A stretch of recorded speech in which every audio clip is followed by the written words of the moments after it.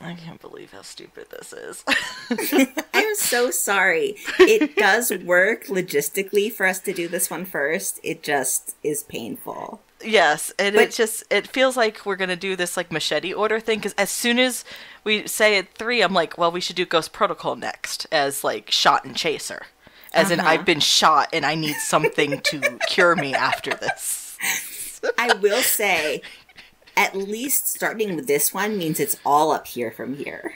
Yeah, it is all uphill for me. Yeah, like, it's gonna be great. Yeah. Wait, so we should probably... Hi, my name is Arcturus. You can call me Archie.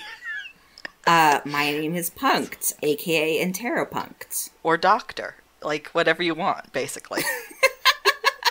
Yes, Doctor is a prefix that I am allowed to use. Mm-hmm. So we're going to do audio commentaries for probably all the Mission Impossibles, provided we can get through them all. I know. I think we should commit now. I don't think we should waffle about it. I think we should say unless the first one really tanks, we'll do all of them. Okay, that's fair. Yeah. But we're doing them in a weird order, and I guess we should just figure out, like... I'm saying we should do Ghost Protocol next. We're doing 3 first, because you said so, because we need it for the fic, and that's fair. I think the perfect chaser for that is Ghost Protocol, because it basically takes all the biggest problems that MI3 has and fixes them, especially the team. And the writing, and the lighting, and the cinematography. Literally everything that sucks it no longer sucks. Yeah. Oh, God, man. Yeah. Yeah, so for people who like MI3, I'm so fucking sorry ahead of time. I know, I really hope male wife Bill Cage doesn't listen to this one. Yeah, maybe skip this one, because I'm a writer, and I fucking hate JJ Abrams. I think he's a fucking great producer. I think he's a dog shit writer. I just hate him. So, yeah, we're gonna start. I'm gonna make sure subtitles are on. Are you in? I just need to make you the right size window so I can see shit. There's not a really good way to sync this, so I'm gonna say when I hit play, and then I'm gonna say when the Paramount logo fades out, and I think that'll probably be the best way to sync up. Okay. Maybe I'll actually rip the intro and just put it in like a YouTube video, and then after that point I cut the video, because I don't want to get striked. I'm not looking to get striked. Yeah. So, I'm going to... Okay, God, we're going to do this shit. Okay. I'm going to hit play now. I'm going to make sure I actually have my audio up, because I guess I need to hear this movie. I'm sorry that this is going to be the first one. It is just going to be me being a bitch for the entire commentary. You are going to be quite mean, yeah. I love these movies. I love Ethan Hunt. I love Luther. I really, really love Julia. Oh, God. Jesus. I forgot we started here. Yeah, the cold open is pretty harsh. It's good. Okay, I have a thing, though. I think... like, on principle, if you have to start your movie with the most tense moment in order to get people to watch the rest of the movie, I feel like that is sort of, like, not the thing.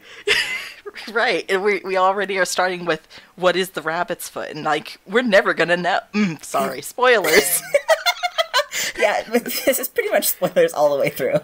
Oh, I hate that we never find out what the rabbit's foot is. I hate a mystery box. It's dumb. I mean, I can understand in some ways a mystery box. I don't understand a mystery box that literally never gets solved. Yeah, unless you are Quentin Tarantino writing Pulp Fiction back in the day, I don't know if it's good. Yeah, but that's sort of like JJ Abrams' thing, right? I mean, isn't the entirety of Lost basically a mystery box that box in a mystery box, and as soon as you open one mystery box, it's just another one inside. Ooh, God, Ethan. Oh, we should at least admire, because, like, as much as I hate the script, so man, good. Yes! Yeah. Trying on another face to get out of this.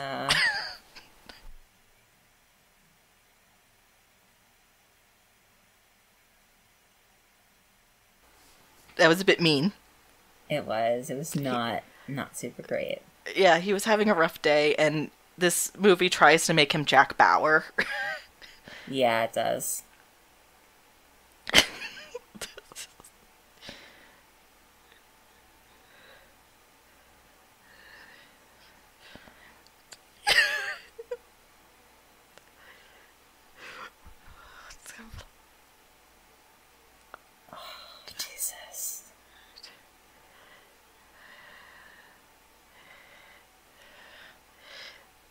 Did he shoot the cameraman in the foot? Like, what happened? Oh, no, he shot her kneecap. No, he did. He didn't actually, yeah, he did he? Yeah. I thought he just scared him. No, he shot her kneecap. No, because she's able to stand up later. Well... You could tell this is the only one we've watched once. Spoilers, she does not stand up later. Oh! Fuck, you're right! This is like a new movie to me. You just blocked it from your memory. It's amazing!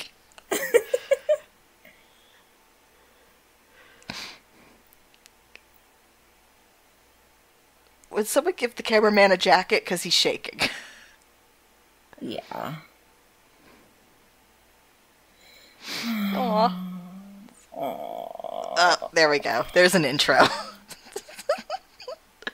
But it's not fun. Like, how can you go into the fun, light the fuse when you're like, oh, fuck, that was gut-wrenching. Yeah. Weird complaint, I hate the font. I don't like it. It feels like it's coming at me in 3D. Like, I don't like what they're doing with the color of the font. The sort of, like, backwards, like, backgrounds flashing thing is not great. Yeah. Larry! Okay, She's we're in the best scene of the movie. Yeah.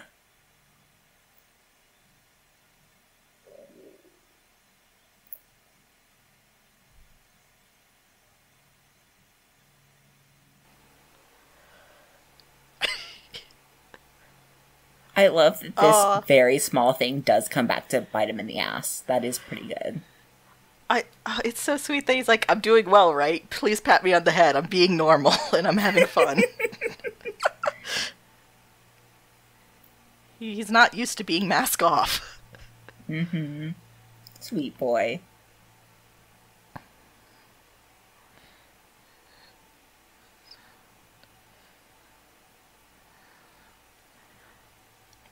Oof. Kind of a rough start.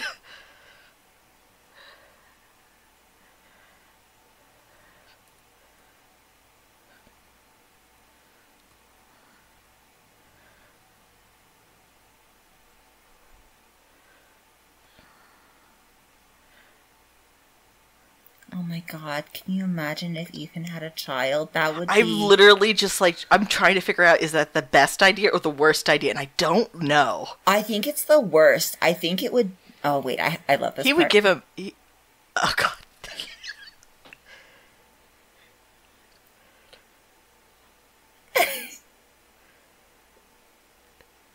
He's so genuine. Autistic. He's so genuine, and he's so autistic. God bless him.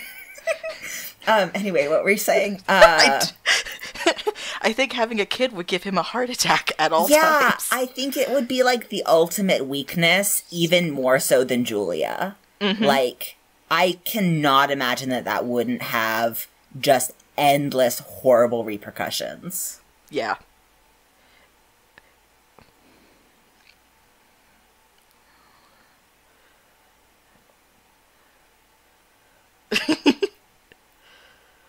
I love this fucking stupid moment, how it keeps coming up over and over. I love things that get throwbacks. Yeah.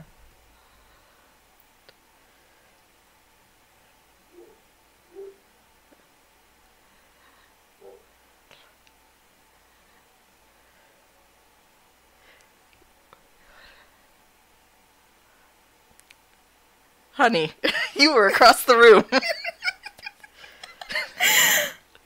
Oh, he's so happy. He's so happy and oblivious. He's so good at playing like, yes, I'm very happy. This is going great for me. Because it's not playing, though. It's like, this is the most genuine he ever is, I think. Yeah. Before, like, you know, it's crushed out of him, and then we get, like, a brand new, different type of earnestness from GP forward. I'm constantly obsessed with the character arc of Ethan Hunt. Yeah, it's a fantastic character arc. Weird Breaking Bad actor here in the scene. Who is that? It's Jesse Pinkman in Breaking Bad. No way! Yeah. I've never seen the show. Oh, God. Who's this guy? Oh, no.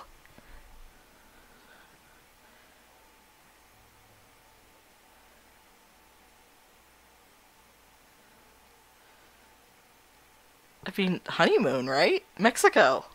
Uh-huh. All expense paid. Uh-huh. Ethan's just like, fuck you. I fucking love them. It's so utilitarian. We ran out of ice. I just threw it out the door. I like when he does things that are very like, I need point A to point B. I'm going to take the most efficient route by throwing the ice out into the yard. So good. Ooh, Paula Wagner. Huh. Oh, this was back when Cruz Wagner Productions was still a thing before it went away. Is that a brown leather jacket, or is it black? The color fixing on this movie is so strange. I think it's brown. I feel like that's a very interesting character movement, because, like, before this, he's definitely a black leather jacket guy. He wears... I keep making fun of it in Fix, but he does wear a shit ton of black.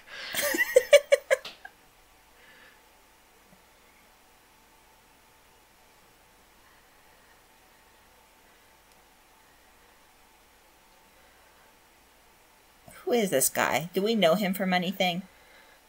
I don't know him. He might be from, like, one of JJ Abrams' many TV shows. Yeah. Anyway, I hate him. He should leave Ethan alone. Yeah, so if you were going to do a drinking game, take a shot every time someone tries to convince Ethan that, no, you're not allowed to have a happy life. He's the first. Yeah, but also drink responsibly. I don't know how that would go.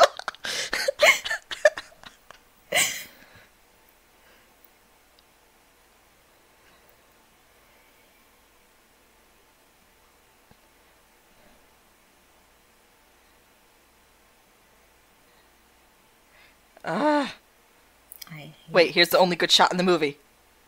Look at that. Oh, look at that shine over his eyes. Oh, it's so pretty. Yeah, that was pretty good. Sometimes lens flare is okay, JJ. I liked some of the lens flares in Star Trek. Mm-hmm. I like that you had to hesitate for a moment. Like, which one was him? Oh, wait, it was both.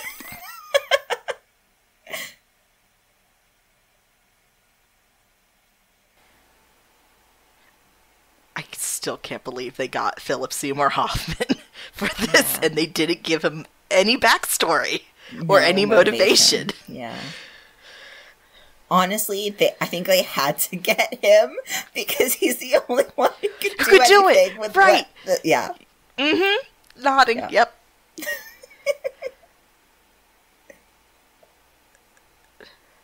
So, okay, here's something that's always bothered me. Uh-huh. So, if you get caught or killed on a mission, you're immediately disavowed. So, is there a retirement package for anyone? Like, so is there a possibility of retirement if you're an IMF agent? I think there's a possibility. I just think they very rarely have to pay out.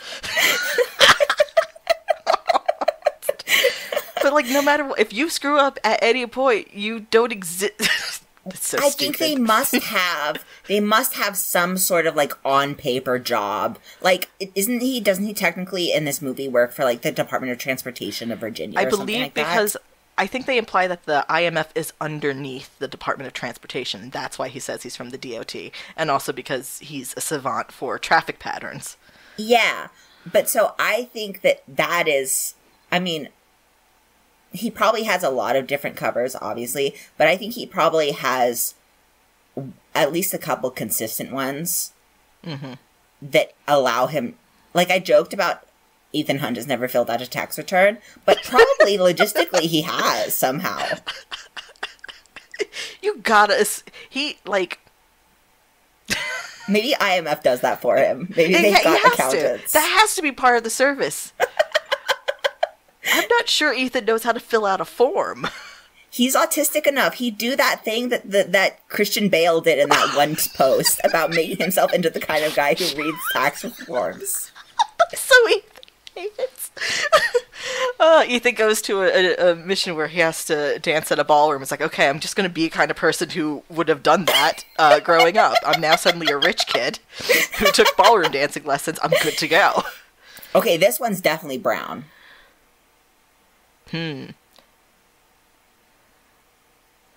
I do like suede. That's really cute.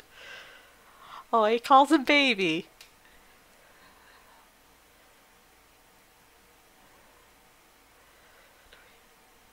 Well, we only know one of you, so yeah. The rest of this team never gets an introduction. I want to see whether we missed it somehow, if this team ever gets any sort of introduction. Yeah, because this is my number one issue with the movie, is I don't know who the fuck this team is.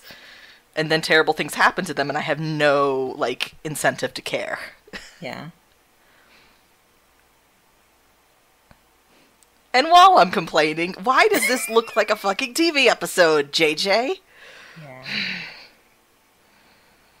And also, no, I gotta save some fucking complaints. But Ethan should not have a rifle. Ethan is not a rifle. He's not a soldier. Mm-hmm. He's not. He is a handgun and hand-to-hand combat guy. He is CQC. I think his style is similar to Krav Maga or whatever. Yeah, I think I remember reading that. Yeah.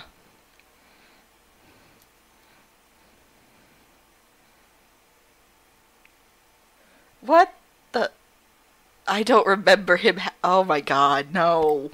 Yeah, you remember this? They have, no! Yeah, this they have is turrets. not. This is literally what the bad guys in Mission Impossible movies have. Oh my god. Yeah. And yet, somehow, it still does not go well for them. I know. Spoiler alert. Because Owen Davian is the one who uses the small, sneaky gadget, which is a very IMF thing. Why is everything inverted? Mm-hmm. It's because they don't realize what they have, but they realize that what they want is cool. You know, they want to have Mission Impossible, but they don't know that that's what they already have. So they're like, ooh, I bet a cool villain would be basically like Mission Impossible. And you're like, you could just have that be the Mission Impossible team you have.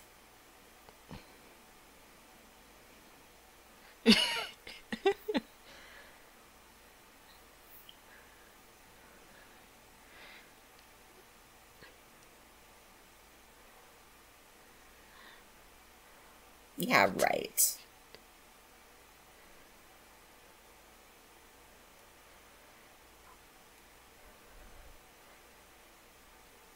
Like, Luther, why are you fucking nagging Ethan? It's very weird. Luther's characterization in this fic is not good. Okay. Did you just call it a fic? Yeah, it is. Basically, it's JJ Abrams fic. Whatever. He just got to film it. No, I was just gonna say, though, so that just now was our technical, like, our second shot of Maggie Q's character, and we did not even get her name. She was just referred to as Groundhog. So, again, no introduction. Yeah.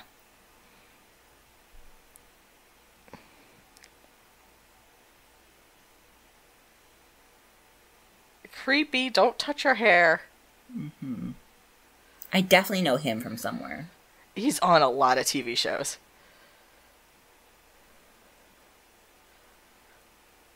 Okay, see, this is a quip that you haven't earned. We don't know who you are. Yeah.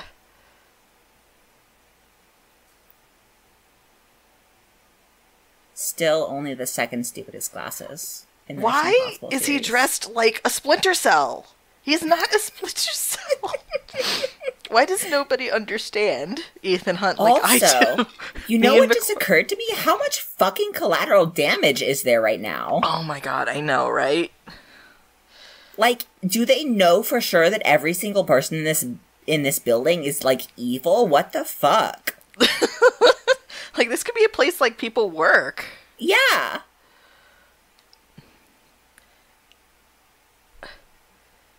Is his code name Raider 1? Oh no, I didn't notice. I hate it.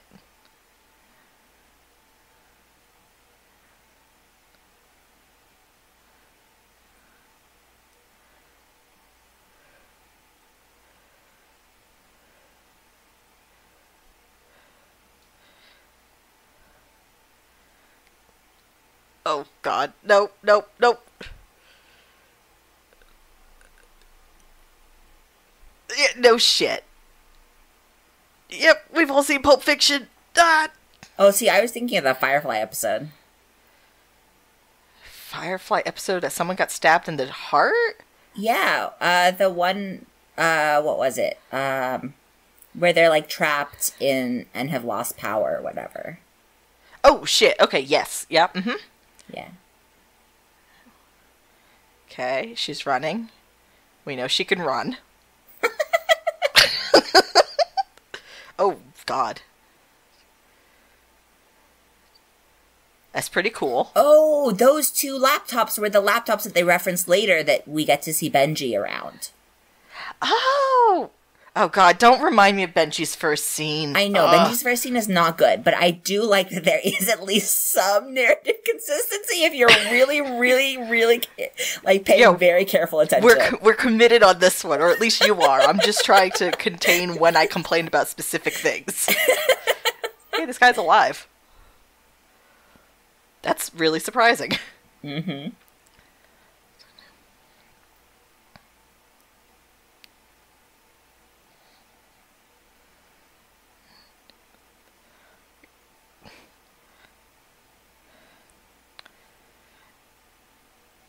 It just feels unnatural to see him with, like, an assault rifle. Yeah. Literally, the only good thing, I think it's in this scene, is when he's like, oh, he uses basically one bullet really well. And, like, yeah, that's when he gets Ethan, one right? good quip. He doesn't have a whole shit ton of bullets. He has, like, maybe one or two, and he has to use them when it's really necessary. Yeah.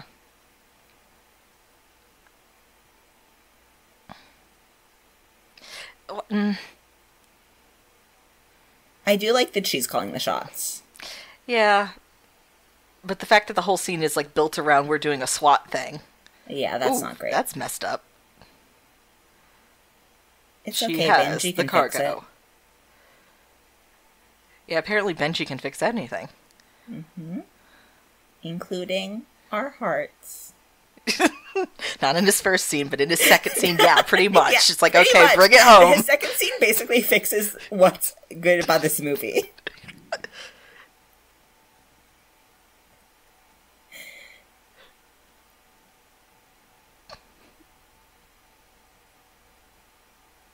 He's counting shots. That's great. Oh, is that what he was doing? I was like, okay, that makes a lot more sense. That was actually pretty good. That was peak autism skills. He was like waiting and waiting and waiting for his one opportunity, and then he took one shot. That's good. I wish they had gotten other good things about Ethan, because they did do the autism very, very well in this movie. Mm-hmm. That's almost a cool... If it didn't explode, that'd be a really cool gadget. I really like that it's magnetic for no reason. Yeah, it's just a magnetic grenade. Mm-hmm.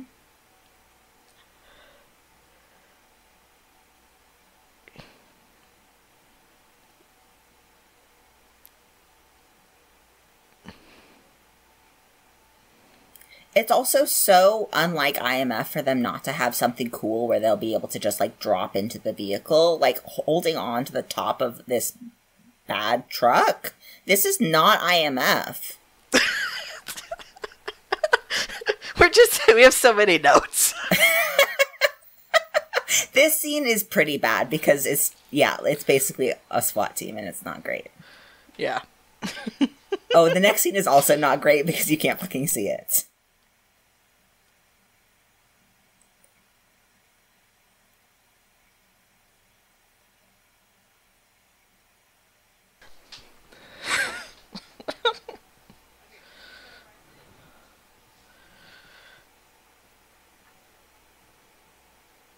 I'm like, I'm going to pay so much fucking attention, because I remember first time we saw this, I literally missed Maggie Q getting back in the helicopter. I remember that. And I will also say, we still don't know that dude's name. I'm almost certain it has not been mentioned at all yet.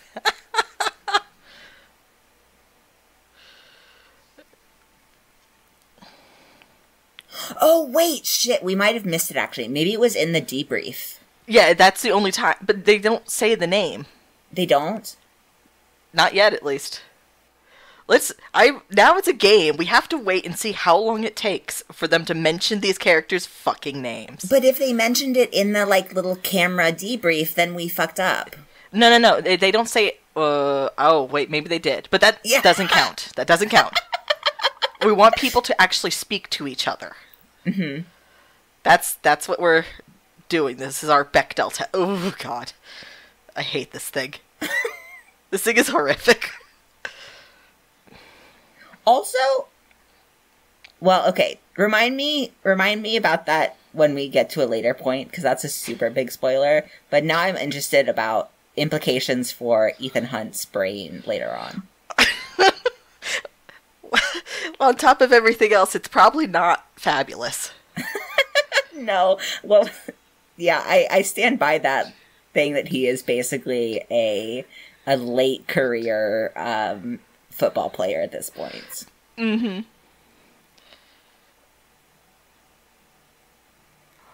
What the fuck? I cannot see any of this shit. Like, I can see maybe 1 frame out of 3.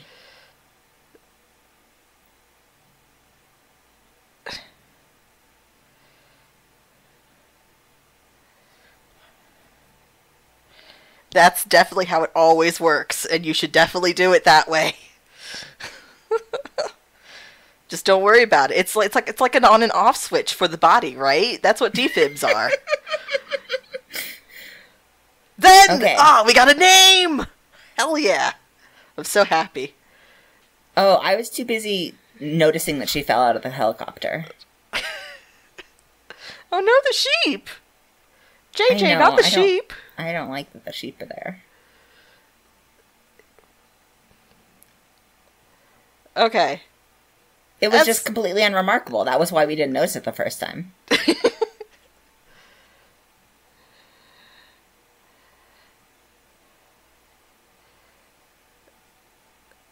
What kind of fucking, like, dime store defib is this that you need to, like, charge it? It needs to, like, charge itself for 2 minutes.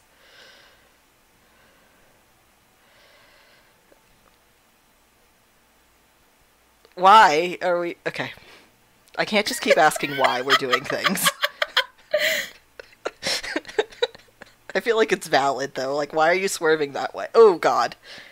I feel like that is the definition of, like, why do you run down away from the thing that is running after you rather than just stepping aside? Mm-hmm. Oh, God, that's so... Jesus. The eye thing is really not good, and they love making you see it. Yep,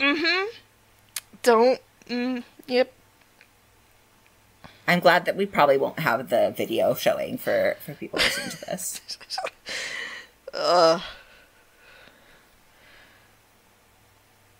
Man, this would be a really, really effective, like, lingering shot of his face if the cameraman was not, like, having caffeine jitters. That's a really bad one, specifically. It's like, can you hold it steady right now, my man? Why are we still... So here's my question. Does JJ Abrams understand why you use shaky cam? Honestly, I'm not sure why you would use shaky cam. There's plenty of, like, genuine times to use it. It brings the audience into the action. It makes them feel like if a character is running, if you use shaky cam in that moment, it makes the audience feel the adrenaline of running. There's plenty of times to use it. It's just not right here. I love that Julia's at least pretty smart. Mm-hmm. She's not as smart as she should be, but she's pretty smart. Not as smart as she should be according to her other characterization, just to be clear. Not as in, like, Julia as a character is not smart enough. That is not what I'm saying.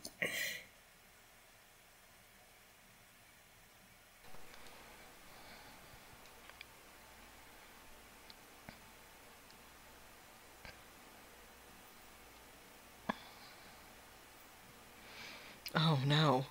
She feels something's wrong. Mm-hmm. She smells the gunpowder. And the fire. And the weird leather fucking uniform thing. And everything. Yeah, here's the JJ accent again. It makes no sense why that would happen. Why would brain exploding make eyes happen?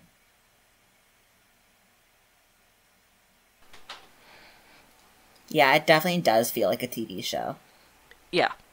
Oh, yeah, when this thing's like, let's go talk to our techie guy, that's like, yeah, we're in 24. What the fuck is happening? Such a bizarre fucking line. The first time you see this movie, that is just like, what the fuck? It's like one of three really, like, what the fuck did they just say lines. It's also probably his second best line in the whole movie. Which I think the next one, the actual good one, is coming up soon. Yeah.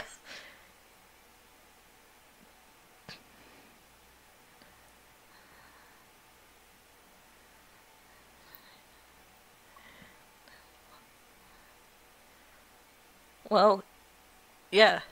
He's an heir of light. I don't know what to tell you. I know. I need people to stop getting mad at Ethan for how the narrative works. Mm-hmm.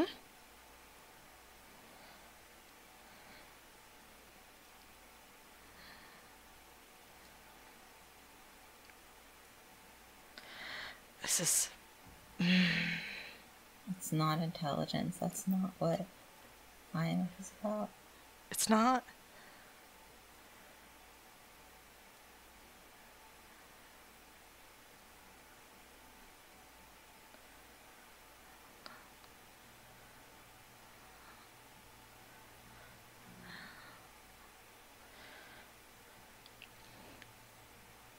What's his home life like?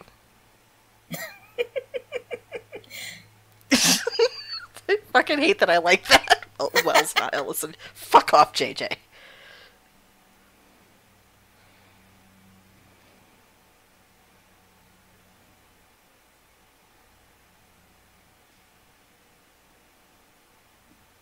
There we go. That's the good one. Thank you, Lawrence. Yeah.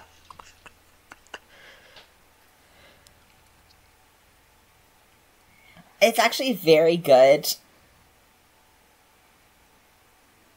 That line is very good because it's just enough of an asshole move.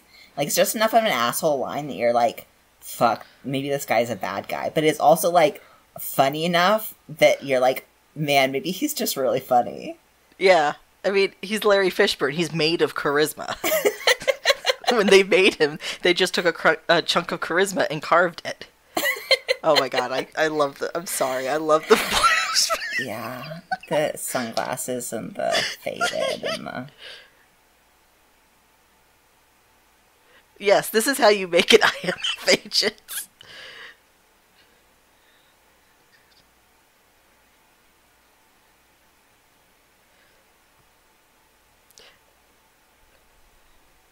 You could dress a rifle faster than anybody I know. And therefore, you're good. I don't know if you're ready to throw yourself out of buildings yet, but we'll get you there.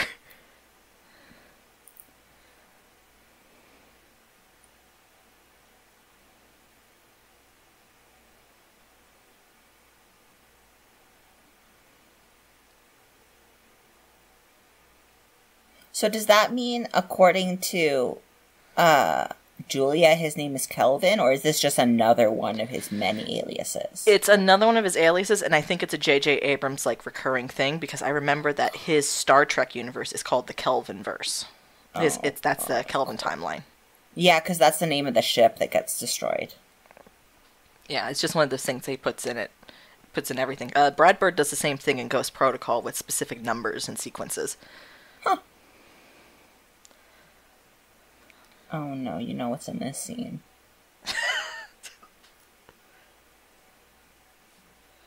I'm mad at how they characterize Luther in this. I'm not going to say thick this time.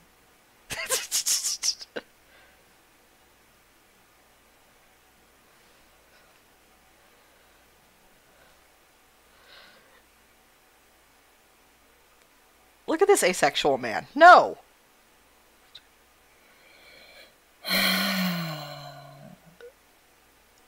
What the fuck, JJ? Why would you say that ever? You know what, Tom Cruise? Same. My face is the same. Fuck. It's like for one moment, like he peeks through, it's like, what the fuck is the script?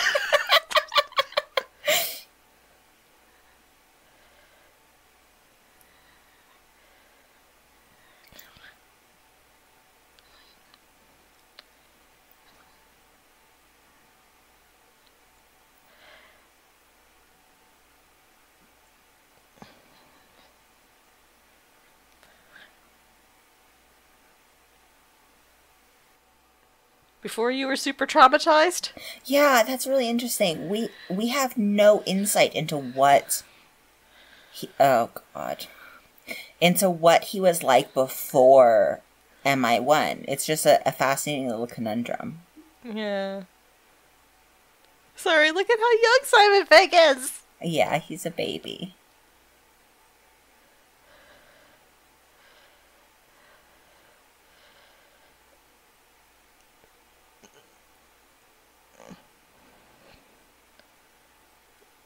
This is so 24. God.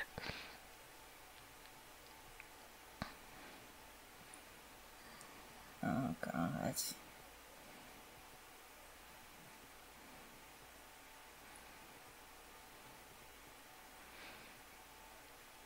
Peg could write this better. Yeah, he could. I don't Look like at this his outfit. facial expression. Not his facial expression, his facial hair. He always looks better with it. Look at his cute outfit. I'm just going to talk over this terrible, awful fucking speech because I hate it. It's really bad. He's, like, he doesn't have the fashion sense yet, but he does know that he likes layers, and that, like, obviously evolves with Benji's character as It he gets is more and more also confident. interesting that IMF, apparently, they have, like, lab coats for the tech people, but they're dark blue. Is that a lab coat? I thought it was just a very badly cut suit jacket. No, because look at the people behind him. They're also wearing it. Why are the... Okay. I'm gonna put a sock in your mouth, JJ. You're gonna say Simon. No, I would never. Because Simon could write this better. I've now watched many movies that he has co-writing credits on. Also, he worked on Rogue Nation, and we know how fucking good Benji is in that. I know, I was just thinking, I wonder what Simon Pegg co-writing with Macquarie would be like. Oh god, don't. Oh my god. Wouldn't That'd be so fucking fantastic? good. I think that killed me a little bit just thinking about the combination of their different talents. Oh my god. Peg's understanding of emotions and patter and, like, people with really fucked up backgrounds, plus Macquarie's ability to drive a plot. It's good. Damn you.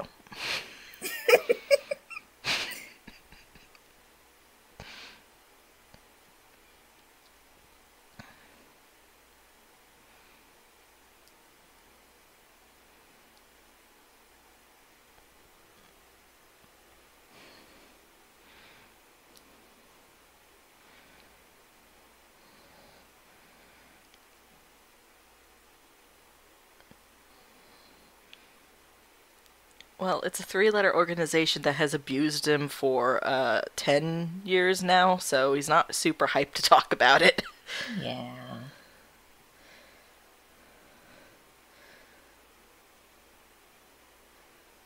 The thing is, Ethan? Our Ethan would tell her.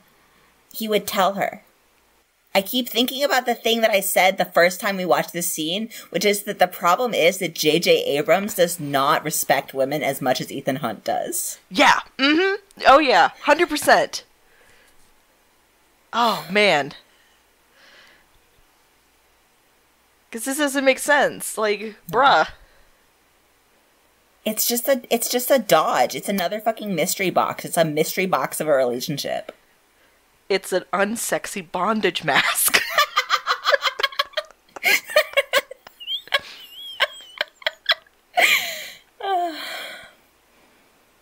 This plot would be so much better if he just looped her in. It would be more interesting. Mm-hmm. You could do more comedy with it. There's no comedy in this movie except for how hilariously bad that anti-god speech is. Listen. Oh, look, his eyes are doing the twitchy thing where he's gonna cry. And the script has not earned it. TC, you're too good for this movie. We're gonna have a really good scene in just a second, though, actually. If I remember our timeline correctly. It's staggering that you remember so much about this. Aww. Yeah.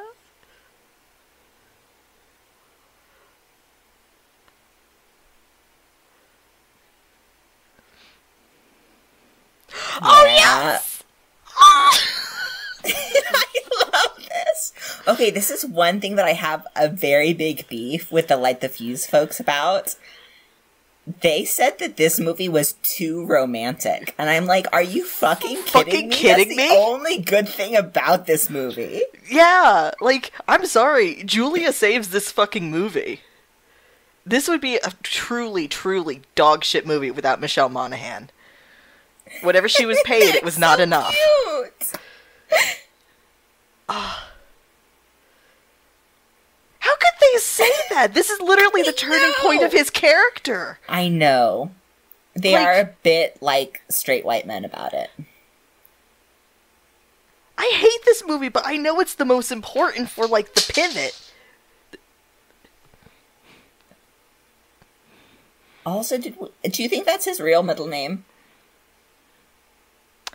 Yes. That's interesting. Because we never But he might have just picked it out. Guys, this is, I mean, I support it, but you should not be doing this, though it is funny that he just throws a bunch of stuff on the floor so it's softer. That's very funny. Oh, is that what he was doing? Yes, he was making it softer so he could put her down. It's utilitarian shit again. It makes me so happy.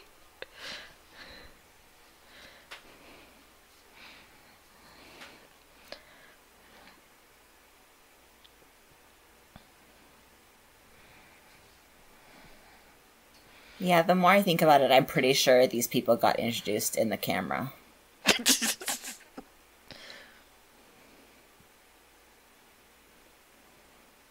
Which maybe explains why we didn't pay attention both times. Because that's like the worst mission brief there has been in any of the movies. Yes. You ever heard of the fucking Vatican? Gee, JJ, I don't know. Do you want to explain it to me?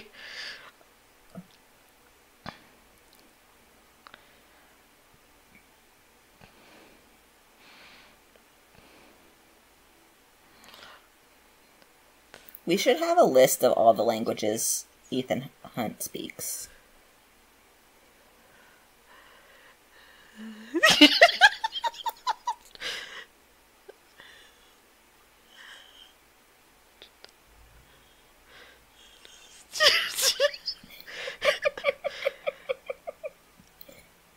I will admit, Rhys Meyers understands the assignment. just talk with your hands so much.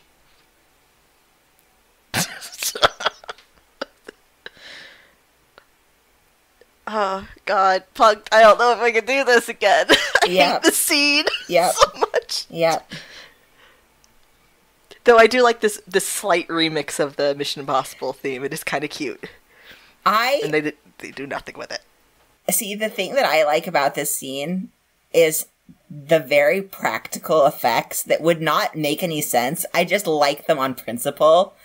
Not the actual practical effects, but the attempt to be practical in the way IMF tech works. Yeah, I'm pulling at my hair. Why did the music stop there? Because they wanted to show you how fucking good that line was. Oh, God, I'm just... Bravo, JJ. Okay, TC, go ahead and almost break your ankle doing the rest of this stunt. Wait, really? Oh yeah. You told us that last time. This is really cool. He literally prints out a fucking Polaroid and hangs it in front of the... It's so cool. That's so cute! I'm clapping. It's so cute.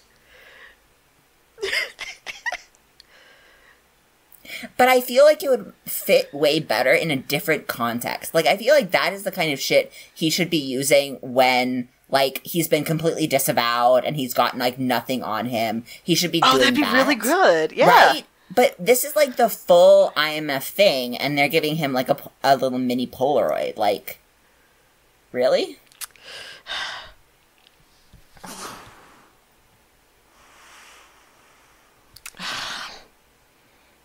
If McQuarrie wrote this, there would be so much fucking banter making fun of Ethan in a fucking priest costume.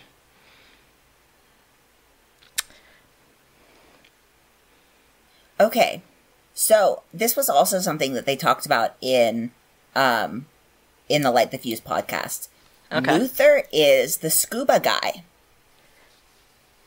He's mentioned at the end of Ghost Protocol that he was on the bottom of the San Francisco Bay. Mm-hmm. And just now, he is the one who's getting in through the underwater entrance. That is very funny because in Fallout, it's Benji who does it. Exactly. And Luther's just chilling on the boat. Yeah. Do you think that Luther has team seniority and just like, no, Benji can do that? And Benji's like, okay, sure, yeah. Or do you think it's the other way around? Do you think Benji's like, ooh, it's a new field thing. Let me try the new field thing. No, he doesn't want to get into a wetsuit. No. He wants to do cool things. I don't know. He wanted a mask. The masks are not all that cool. You're not wrong. So are we going to do anything with Ethan in a fucking priest outfit? It's so fucking good. We're barely even going to see it, honestly. It just makes me mad.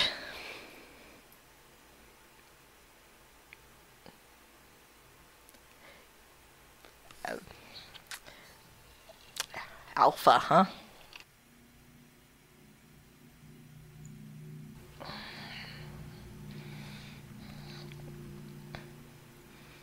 Also, why is he being the tech guy right now? I don't know what this guy's role is. I know he could fly helicopters. No, I mean, Ethan's being the tech guy. Ethan's, like, looping the cameras and shit. This is not his job. Ethan can do some small... And there goes the priest outfit. Completely pointless. Okay, I think okay. No discussion. Just think about it and then give me your answer, okay? Okay.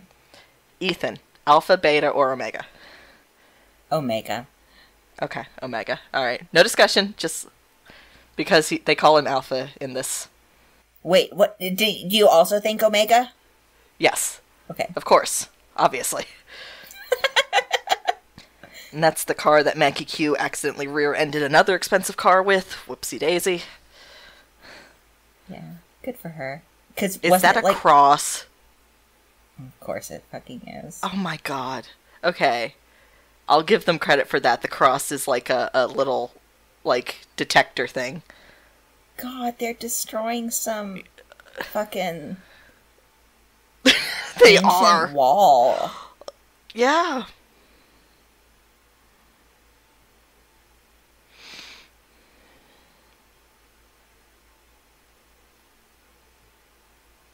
Oh, his name's Declan? I didn't know that. I literally just found that out from the captions.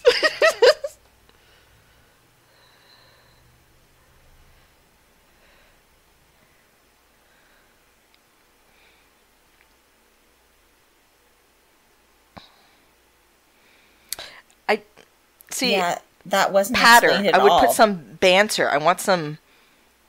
It's fine. Yeah. I'm just daydreaming of McHugh. That's all. I hate this dress. I'm so sorry, Maggie Q. I don't know what the side thing is doing. It's like a side boob cutout, but way too low.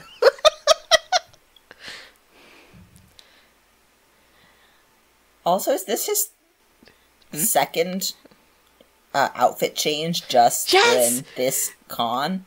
Yes! Like, and Ethan's not, like, yeah, and Ethan also is on his third. Fucking... And they have no banter about the costumes. Nothing. And just... It makes me sad. We have so much potential here, is what I'm saying. Okay? This is... Okay, we have to give them props. This is something that you said, actually, at the very beginning. The one thing that you do appreciate about this movie is that they explain how they get the masks and the voice. The voiceover. The voice thing is fucking cool when they're basically copying phonemes. That shit's cool. I do like that. It's cool, and I like it on principle because I like that the Mission Impossible movies sometimes do this thing where they sort of like build on prior tech. I do like that. Because every time you see the mask machine, it's a little bit different. Mm-hmm.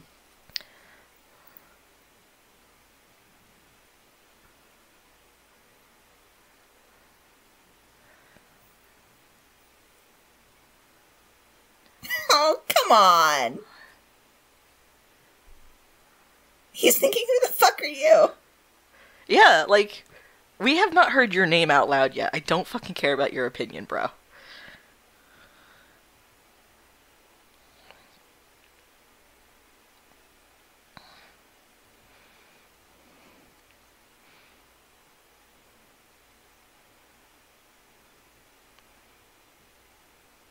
It's just like, why is everybody so mean about Ethan wanting to, like, have a life?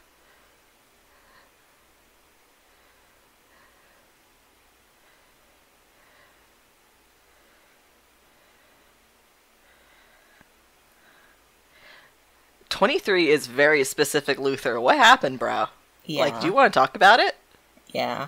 Also, I did see someone talking about how it is very cute how comfortable Ethan is just, like, stripping down with Luther to do this, which is very fair. Mm-hmm. That's the good part of that dynamic. The conversation is bad. Yeah, like, if we took the exact same scenes and just rewrote the dialogue, everything would be great, because their chemistry is still fucking awesome. Yeah. It just drives me slightly batty.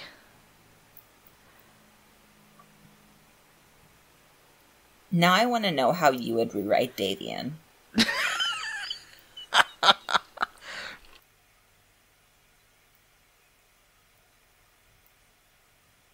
If I had access to Philip Seymour Hoffman, God rest his soul. Uh-huh. May his memory be a blessing. I don't know. I gotta think about it, because he's so fucking good. Yeah. Because, like, even in GP, which we all know was written on the back of a Cracker Jack box, like, even the bad guys there did have motivation that made sense. Mm-hmm. Which I think was actually one of the things that Macquarie specifically says he did. Yes. Yeah, that was all cute. Line.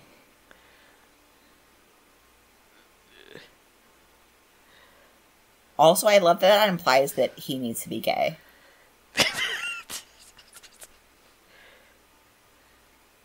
This is actually just Luther being jealous that Ethan didn't marry him. I just realized that. Mm-hmm.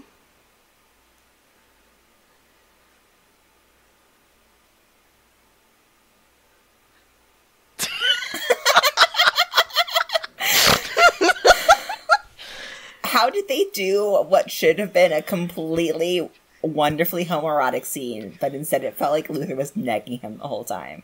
Because Luther spends the entire thing negging him.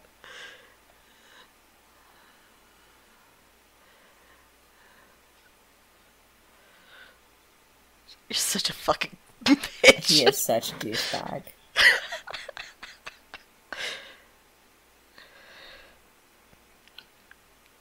Until I watched this movie, I thought the villain that I hated the most out of any piece of media was Elias Bouchard. But there's a really quick moment in this where Owen Davian just immediately catapults so much above him. Like, the first time we were watching this movie, I was like, I don't even remember the moment. It was just suddenly I'm like, oh, I want him dismembered. Like, he must die. Okay. I'm excited for us to meet that moment again.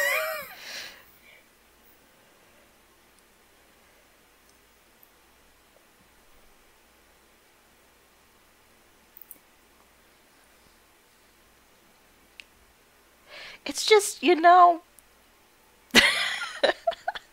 it's like when you have a script that you know is not very strong, so you cast very strong people to carry it. Yeah. That's what's happening in this movie. Uh-huh.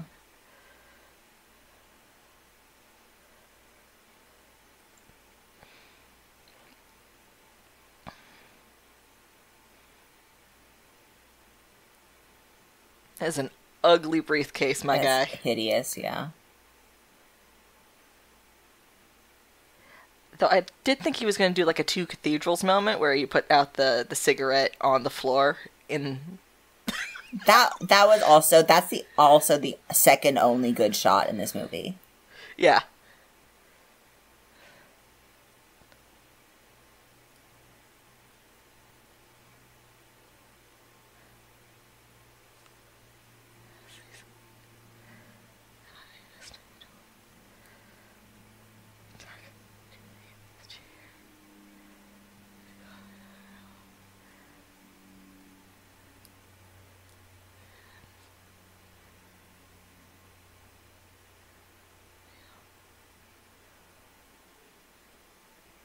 It's phonemes, my guy. Come on.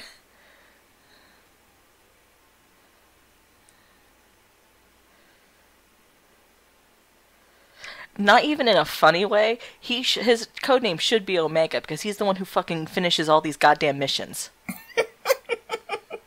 But it is also in a funny way. Yes.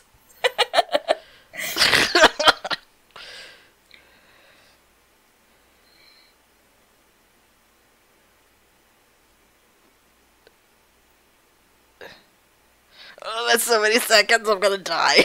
Yeah.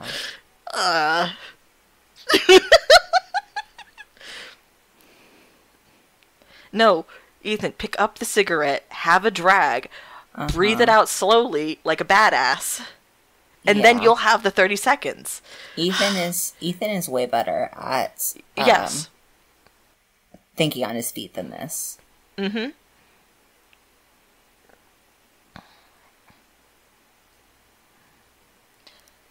Yeah. It's fine. My voice just made a laser noise. It's okay. Happens all the time when I'm coughing out my lasers.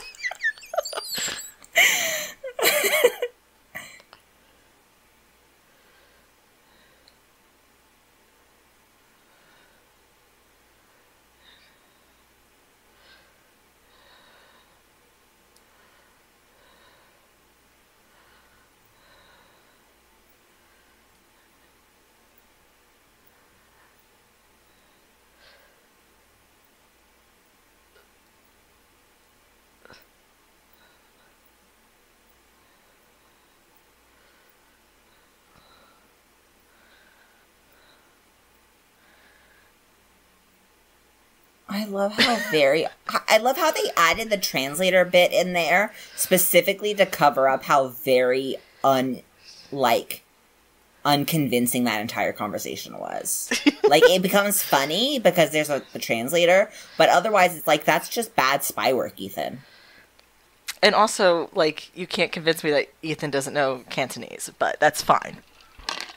Well, no, it's not that Ethan doesn't know Cantonese, it's that Davian supposedly doesn't know Cantonese, but they only added that detail so that they could have the translator to cover their asses. Okay, we get a cute line.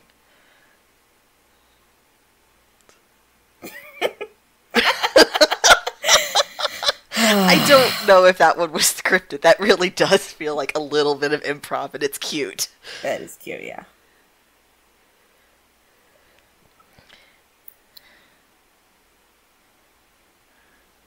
That dress needs to go. It's so terrible. What is this? Excuse me? So unnecessary. So incredibly fucking unnecessary. That seemed like a Okay, I'm just gonna let it go. Okay. I can't wait for Dead Reckoning to do this scene, but better. But it is good to know that under his breath, Tom Cruise is humming the Mission Impossible theme as he's driving everyone around. That does make it better. It is good. Oh, fuck, we're back here. No, I don't want to be in NCIS hell.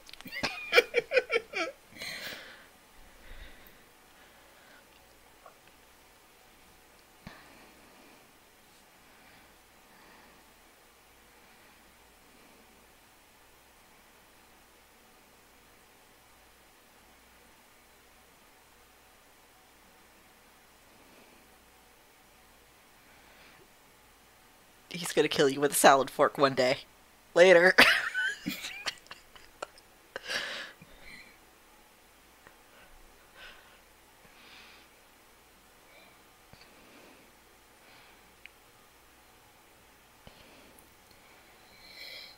And now we have some excellent acting that is just not fun to watch.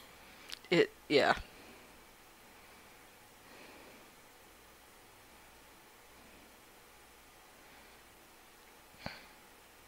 I do like, I love how this turns into a reverse interrogation. That is good. Yeah. I hate this movie, I hate the script. This scene is good. Mm-hmm.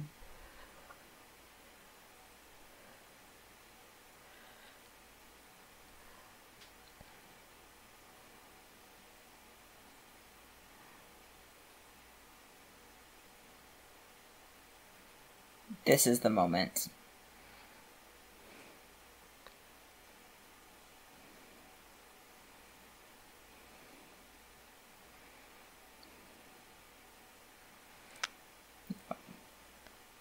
Something about the way he delivers that line is so skin-crawlingly awful. Yeah. The only thing that's up there is that same level of disgust with which Jim Phelps refers to Claire at the end of MI1. Mm-hmm. They're the same moments. It's like weaponized misogyny to make you hate somebody really, really, really strongly, really fast.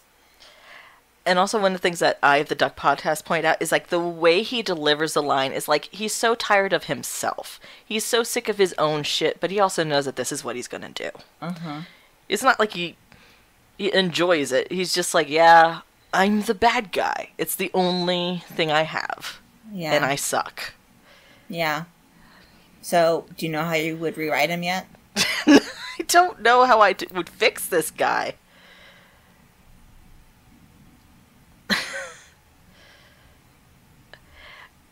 Because he is similar to a lot of characters that I've enjoyed writing. Like, I see the parallels to, let's say, Abraxas. Uh-huh. But he doesn't have the big plan. He doesn't have, like, a big thing he's going for. That's the thing, I think, with him that bothers me, is that I don't know what the fuck his long-term goal is. It's the he's rabbit just foot. Making money. If you knew what the rabbit foot was, and if it had some sort of logical reason that he wanted it so badly, then it would work.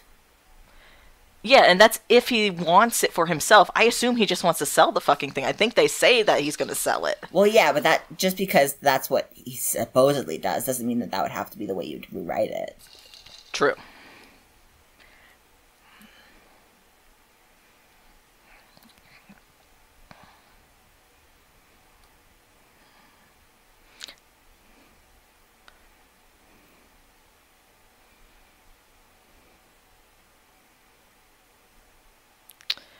This would be so much more dramatic if I could see people's faces. Yeah, this is another shaky cam moment where I feel like he's not getting why you would do shaky cam. Yep.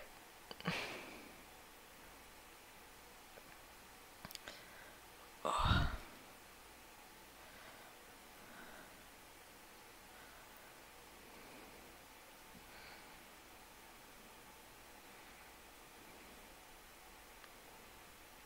Great, now he knows that he super got to you.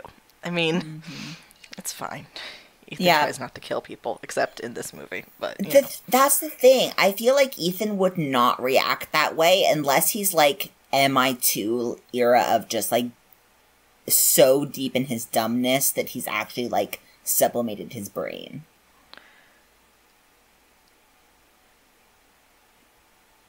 Ooh, the singer is good. Ooh, you got his first name. Better hope that he has, like, a fucking distinctive last name, I guess. Can we give this guy another shirt? I mean, I understand he's a prisoner, but come on. He's also Philip Seymour Hoffman. Show some respect.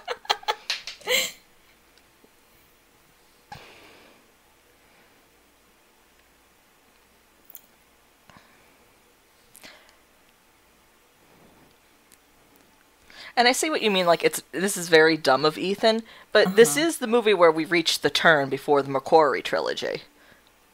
Yeah. Yeah, he's still a fucking dumbass.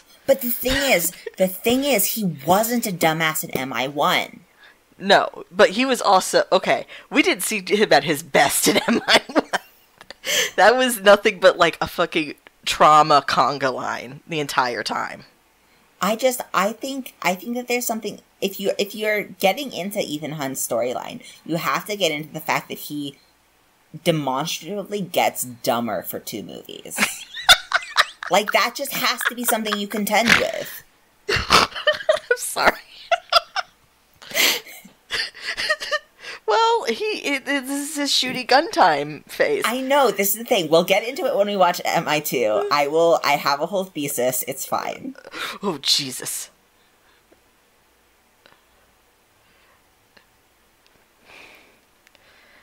Oh my god, it would be so nice to see his beautiful, like, shocked face if it wasn't shaking. JJ, please, I'm begging you. Mm-hmm. No, he needs to make sure you can see the explosions. Like, we're in daylight, there's good framing, everything could be good if we just would stop having the camera on a teeter-totter.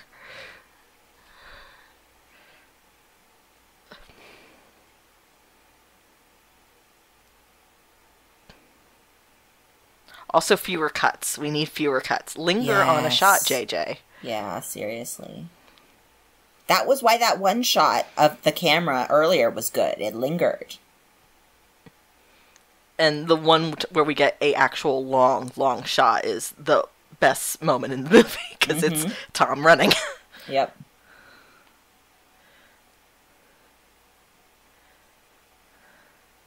Also, Ethan gets into a lot of fucking car accidents. Jesus Christ.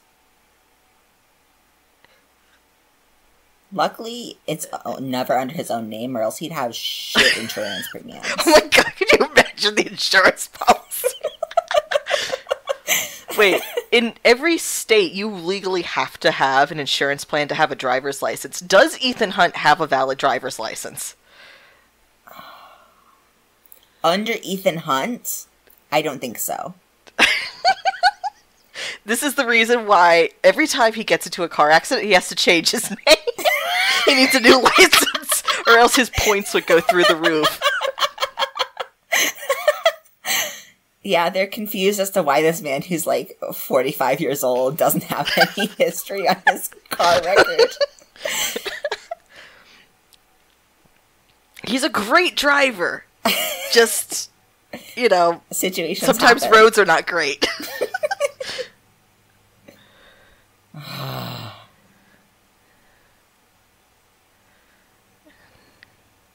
Oh, suddenly we're caring about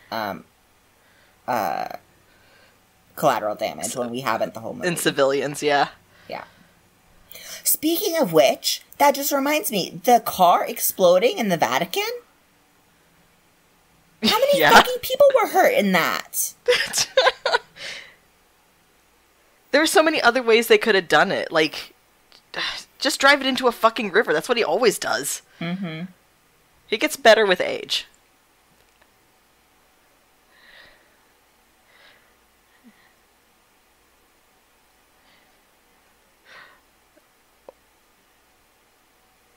Is that like a type of plane? He could fly a plane. No, it's a big-ass gun, of course. If it was a plane, it'd be better. Yeah, that would be better. Then he'd be the plane boy again. I do. I love the silly string. It's so dumb looking. It's great. I adore it. I like it on concept. It just looks so stupid. Yes. Why are they speaking German for some reason? They're not American, apparently. Yeah, but there's no reason. Like, what's the purpose of that? Of making sure they're German? Like, was there a plot there that we don't know about? We don't know anything about Owen Davian, so who could say? Yeah. Oh yeah, oh yeah, oh yeah. Ah! Oh, yes, Tom! Thank you! Alright, tell him why it's significant. Because he did actually break the back of that window with his body when he impacted the car in the practical effect, and it makes me happy. Yeah, that's pretty good. It's so good. Because they yanked him multiple times, and they would tell him beforehand, hey, we're going to yank you here. And he's like, don't tell me, just do it. And that's when he broke the fucking windshield, and it's great.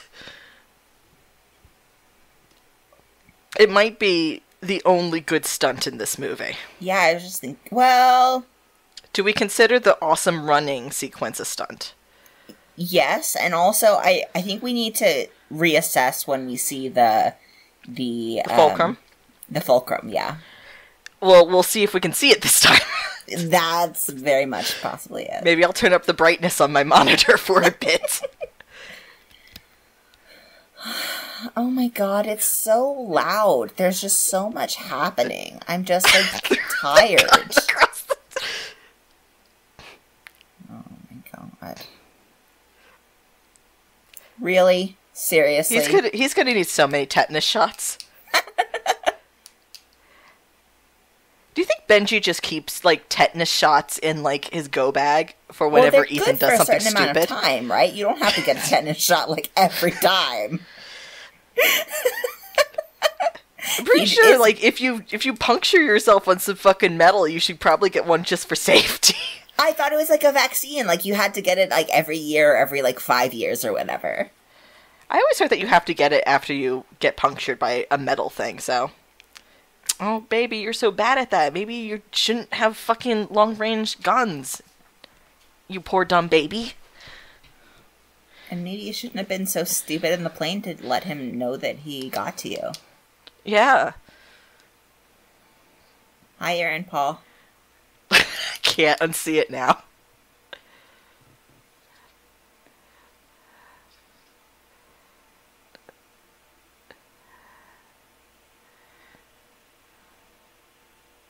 That's what you get for giving Rick a beer, Ethan. You didn't watch him.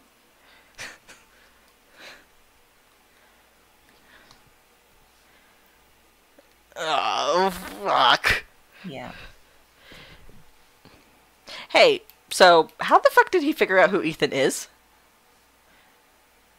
In the 5 seconds that he's been out of, like, containment? Really good point. What the fuck? Oh, actually, wait, I think we do know. Because we happen to know that there's a leak in IMF, right? From the video that he saw. Oh, so did Musgrave leak that to? Well, maybe. Well, because on the plane or right before that in the car was when we saw the video from what was her Lindsay. name? Lindsay. Yes. Lindsay. Come on, I want to see some real stunt driving. I know, it's actually sort of... I do like it, though, as a concept, the fact that he's stunt driving, but people will get out of the fucking way. Like, I do think that's actually pretty good. Like, this is just, like, every douchebag on the freeway, except he has a good reason.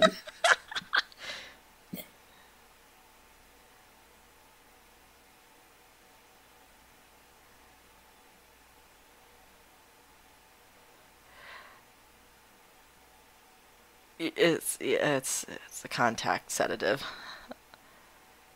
Aw. It's just a really fast turnaround between Davian getting away and Julia getting taken. Like, yeah, 10 minutes. Tops, yeah. This is a good bad moment. That he literally walks past Julia. Yeah. I like that everybody knows. Yeah. He's a people person. He is. Which is why he keeps imprinting on people and then fucking up missions. Yeah.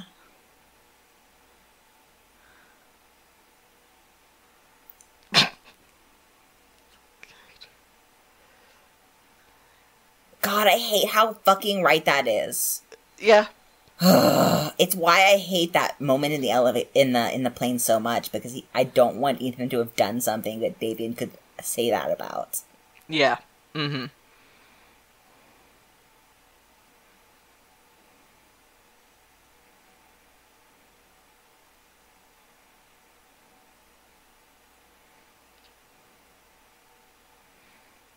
He sounds so bored with his own horse shit. Yeah. I do just want to say, of course, Ethan has a stopwatch, like, on his watch. That just feels very good for him.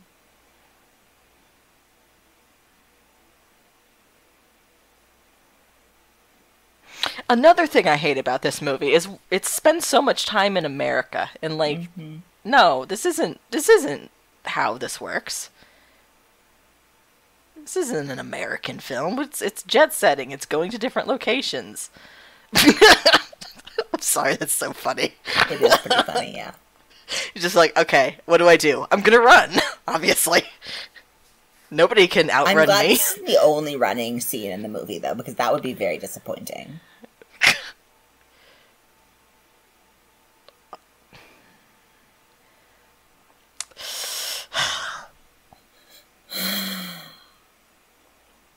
Now it's time, folks. Punct. I fucking hate this scene so much.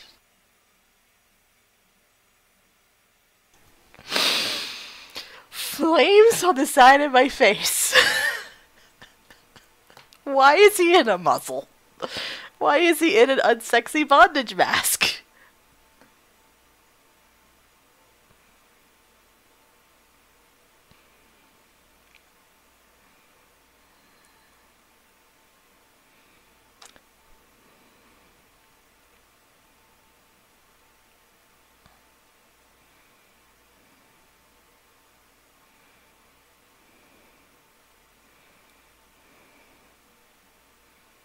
Also, this doesn't actually follow up on what the last scene was with him, because in the last scene, Musgrave took responsibility for that mission.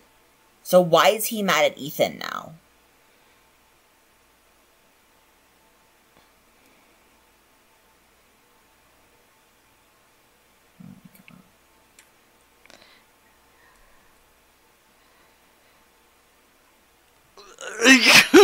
Fucking sorry. Sorry. I'm sorry, Larry Fishburne. I can't.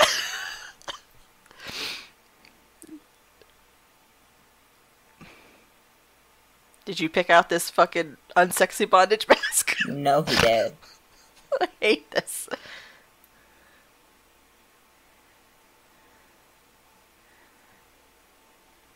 He's strapped to a fucking table, my guy.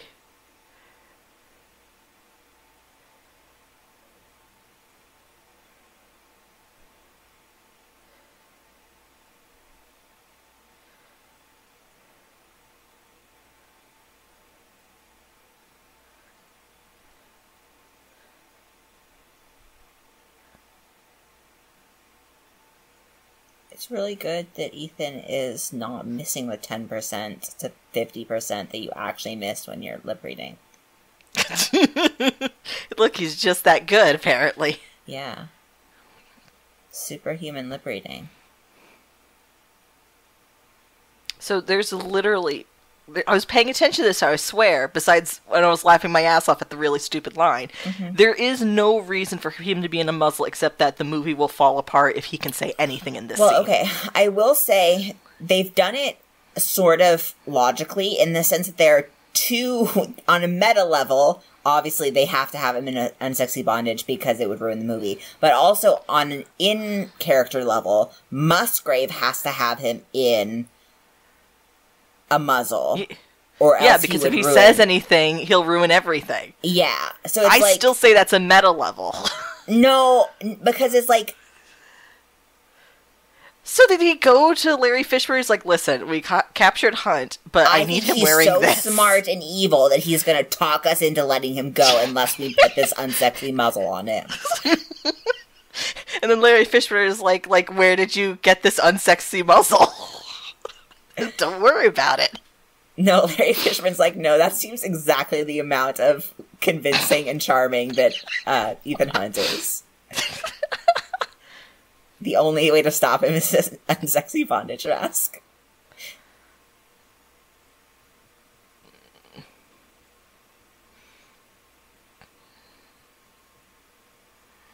The IMF should not have a situation room. I'm going to fist fight JJ Abrams.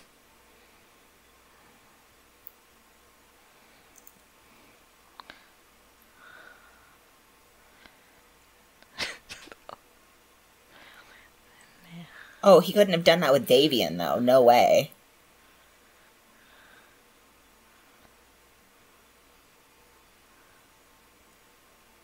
This is one of the few moments where I'm like, yes, this is the Ethan I know. Yeah. Because he's against because he's against the IMF. That's when he's most Ethan. And that. Yeah. The only funny moment in this whole movie. While he runs for his fucking life. Thank you. I'll give you points for this, JJ. This is good. Also, I can literally never hear that song without thinking about the birdcage. Which makes it all the much better. Mm-hmm. Everything is better that way. Yeah. Oh god, it's so convincing. I would want to look away.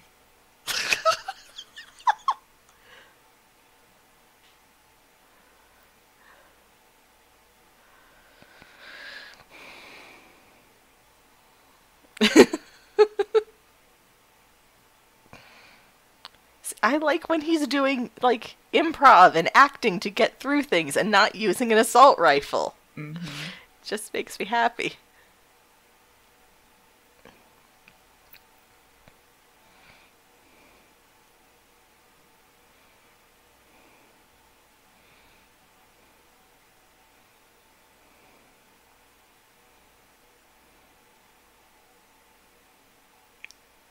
Not a sufficient reason to have a Dutch angle, JJ. No. It's like, that's my drinking game. When directors have Dutch angles they have not earned. Yeah, that's definitely responsible. Less responsible in MI1, but still I think you'd survive. Yes. There's a couple that it's like, De Palma, no.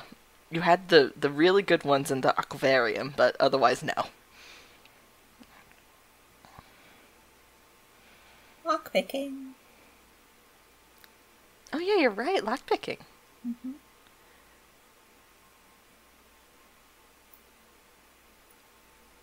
I would love to be able to see this set.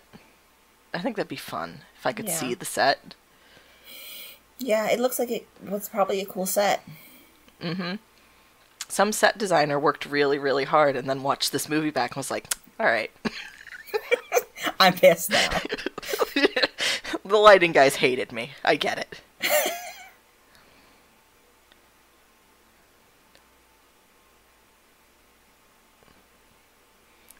He's had a rough day.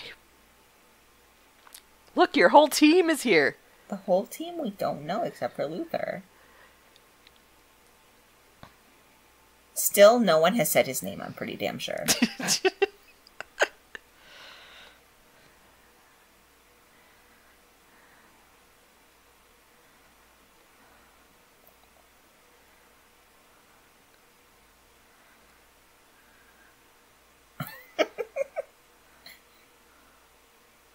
So is he a thief?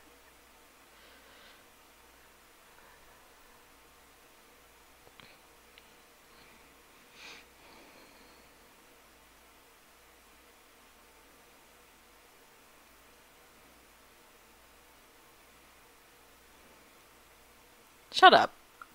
How dare you? How dare Don't say you? Langley's name in this movie.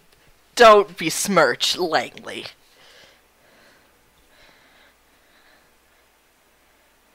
This is good because he gets to be really autistic. Oh, I love it. I'm not sure whether it's enough to get this into the good cut of the movie, though. Yeah, we should do that since I quote-unquote own a copy of it now. You should. We really should just recut a good Mission Impossible. Here's all the 3. scenes that you need.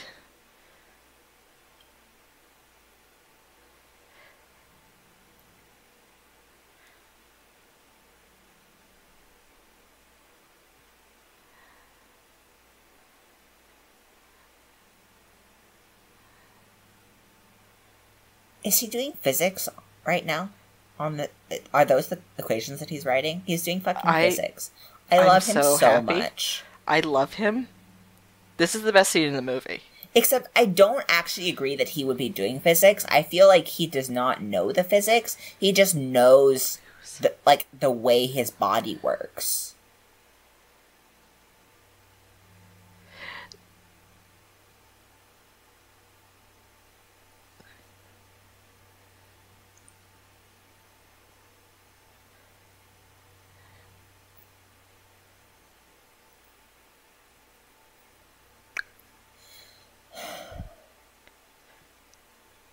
It's really good.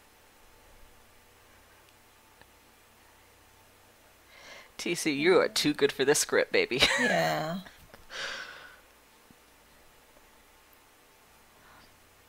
Oh, that's such a good line. Like, the way he reads that. Yeah. It's so fucking good. That bit is so good. Okay, so are we bumping our heads against the fact that we know he's an heir of light, so he doesn't need the equations? That's sort of my thing, yeah. The thing is, like, I think... It's so cool. It's a cool characterization point that he knows the equations, and maybe he literally just knows it for this kind of shit because he does it all the time. Because it's the recurring thing. Maybe that's actually one of the things. Maybe it's... Okay, here. I have it. He knows how to do the... Yeah, go ahead. What if this is one of... So I have this theory that basically every time Ethan goes on a huge Wikipedia rabbit hole, he says to himself, oh, I'm researching for a future, like, con. Like, I'm basically researching a character that I'm eventually going to have to pretend to be. That's how he originally found out about, like, traffic patterns, right?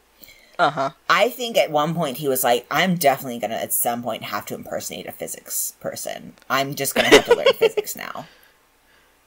What if he had to just, like, teach physics at a fucking college for, like, 3 months for a job? Because that would be so fucking good. That would be really good. Oh my god, I want that fic now. Jesus. Uh-huh.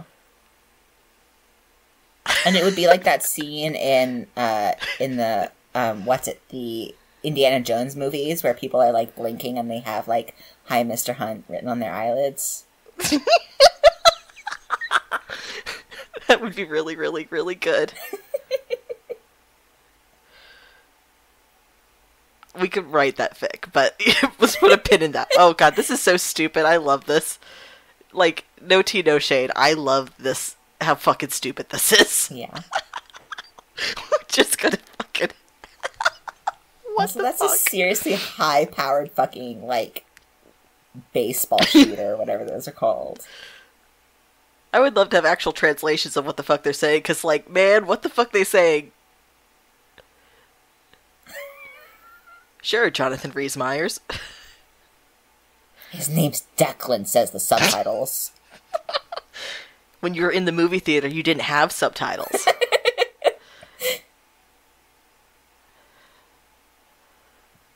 Alright. Let's see how cool this is when we're really paying attention.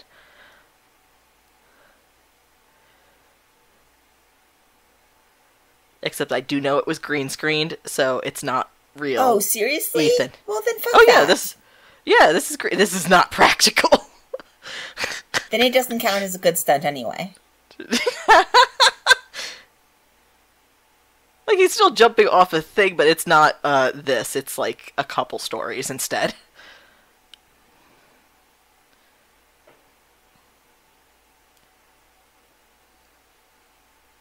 Oh, Jesus.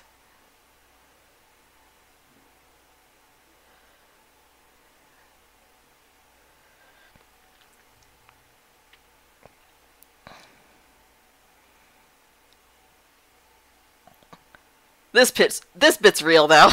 Yeah, this you know is very that. Ethan. Yeah. Fuck off. Of course, he's shooting them as he's falling to his come fucking on, death. JJ.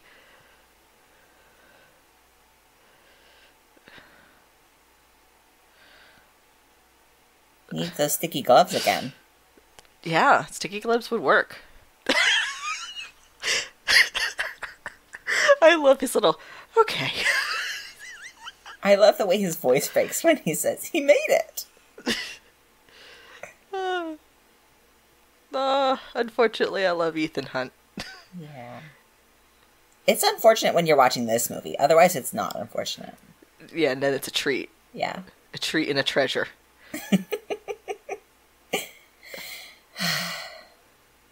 Also, I love how they completely didn't explain how they solved all of the rest of the issues involved in this heist.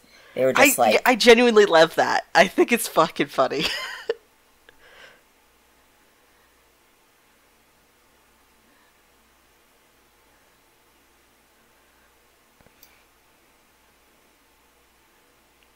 And here's the one good character moment.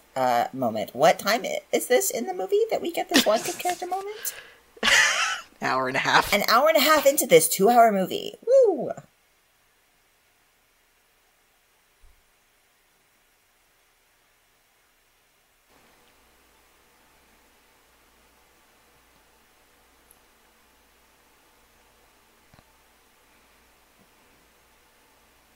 Also, I love how this is, once again, Ethan is the cat.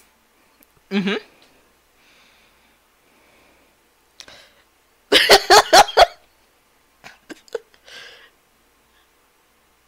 He'll be fine. He's done Halo jumps. Well, he will do Halo jumps. I was gonna say, that's a little bit out of the timeline. Yeah, well.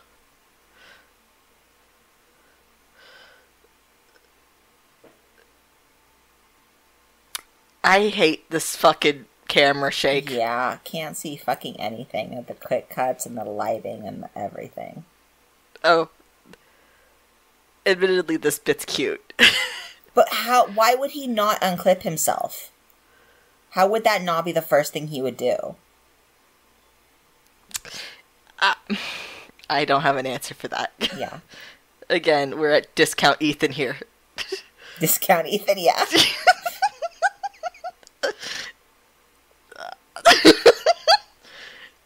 Oh, fuck. Oh, baby, you're gonna die. Like, I could shut my eyes and see about the same amount of movie right now. Yeah, pretty much.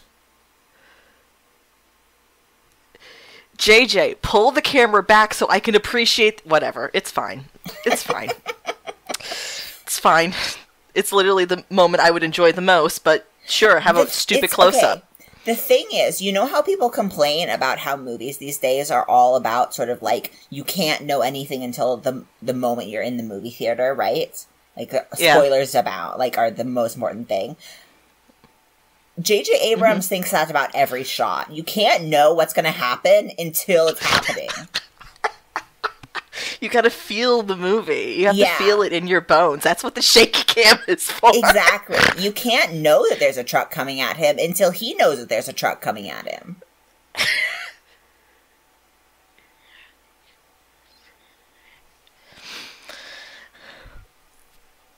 Did they not plan for that?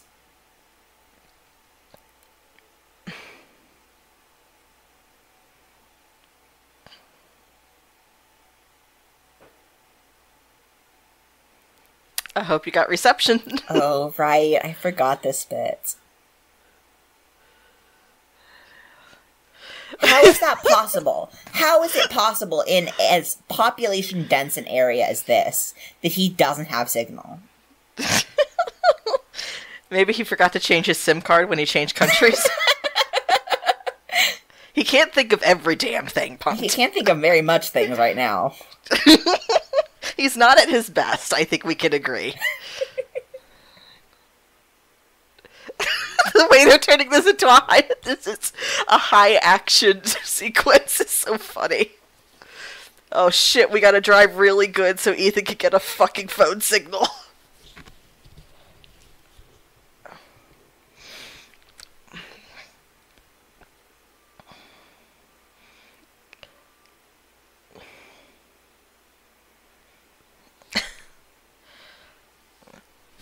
He's shooting things.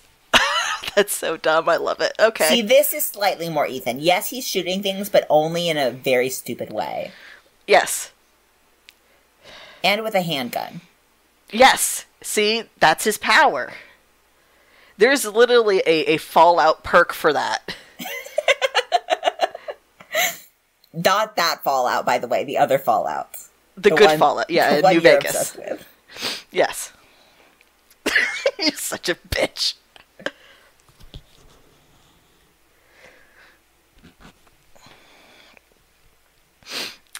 Can you nudge JJ Abrams and let him know that the action scene is over so he doesn't need to keep shaking the fucking camera?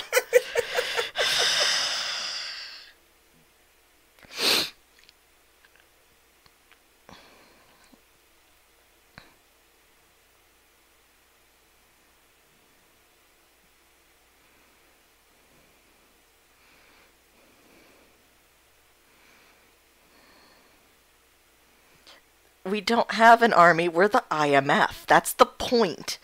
Yeah. Has JJ Abrams seen these movies? No, I don't think so. I think he might have seen a different movie and it was like, oh yeah, Mission Impossible, that's that one thing, right? And nobody dared to correct him.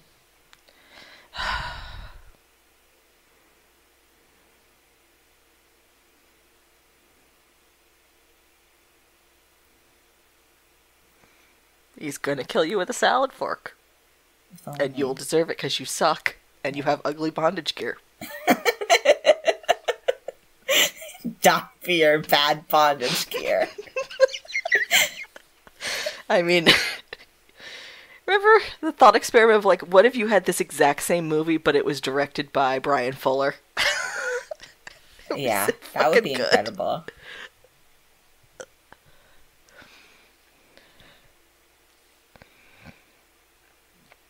By Jonathan Rhys Meyers.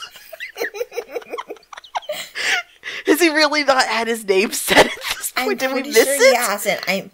I'm pretty sure the only time I've seen it has been in all caps in the subtitles. Oh my god. Except, okay, the only time we don't know about is in the camera. They probably said their names in the camera. I hate this limo. It's so stupid. Yeah, it is very bad. It's almost a character moment for Owen Davies. Almost. Yeah, it's not good.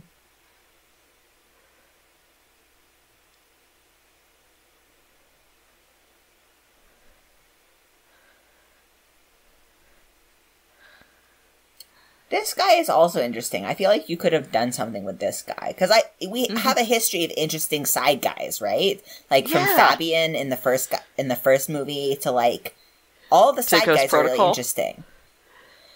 I'm obsessed with the fact that the dude kept the same stupid mask from 1996, Yes! And then he puts it on Ethan again in Ghost Protocol, and it's like they're friends. It's so like, oh yeah, good. we had that fight. Neither of us died. We're basically buds. I fucked your boss. Yeah. He did fuck his boss. Listen, it was a rough time, and he really needed any comfort he could get at that moment, and she was really cool. I don't think it was about comfort. I think it was 100% just like, let me distract this woman by my hot body. Yeah. I would have been fine with that sequence if it sexualized Ethan as much as it did Julia, but it didn't, and it just annoys me. We need to get some fucking Metal Gear in here. The thing that would have made that good, is if it was like that Hellenish fic, where he's thinking about it and he's feeling really guilty about it, and he's like, oh no, I'm sexualizing someone in my head. But he's like, that would be good. Mm-hmm. Oh, we're back. Yeah. That's cute. When he says, does that sound familiar? He's now saying it to the audience. Mm-hmm. He's reminding the audience, hey, remember that thing? We're doing that again. That's actually cute.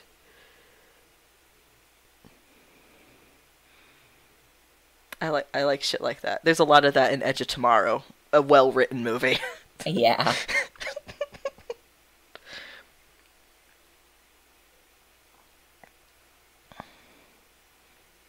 Okay, I don't need this sequence because I don't care about any of these people except And Luther. also, I'm pretty sure it's not happening at the same time, right? Like, timeline-wise, they're still in the air. Oh, right, Larry Fishburne. Right. All they're doing is intercutting this because they know that they've already shown you this scene.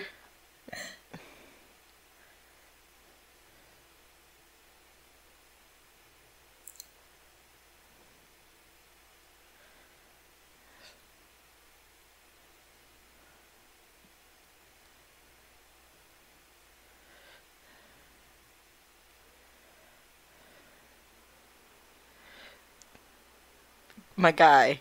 Yeah, that's such a bad option to end on. It's so clearly not going to work. Yeah, this guy doesn't give a fuck about what's right. He doesn't... He's amoral.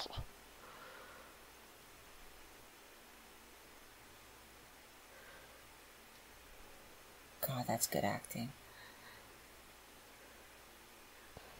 And we're going into shock.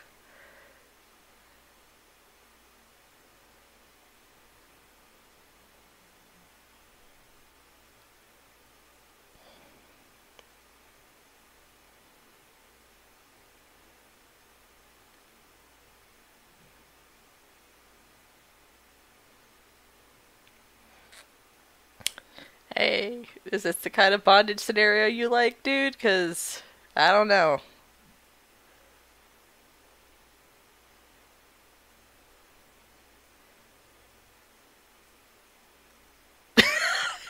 No, it's not.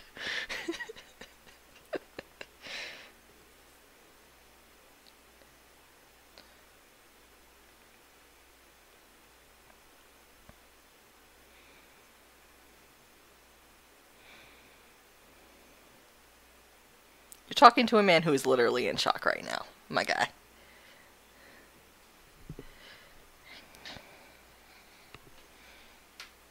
Oh, JJ, that sucks. Yeah, that's not great. It's effective. On a metaphorical level, it's not great.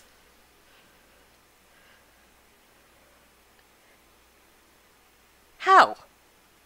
Well, like, the fact that behind the white woman is the woman of color who doesn't actually matter if she's dead. And also, like, how did she fail him? Explain that to me. She was doing her job. She translated. She translated things. Yeah.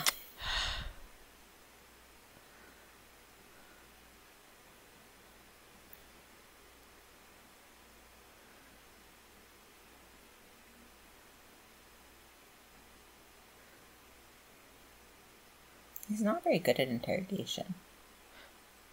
Well, you see, Punct, JJ Abrams has to explain what the fuck the plot of the movie is now. Did she buy that? I don't know. JJ, did we? God, it's so dumb.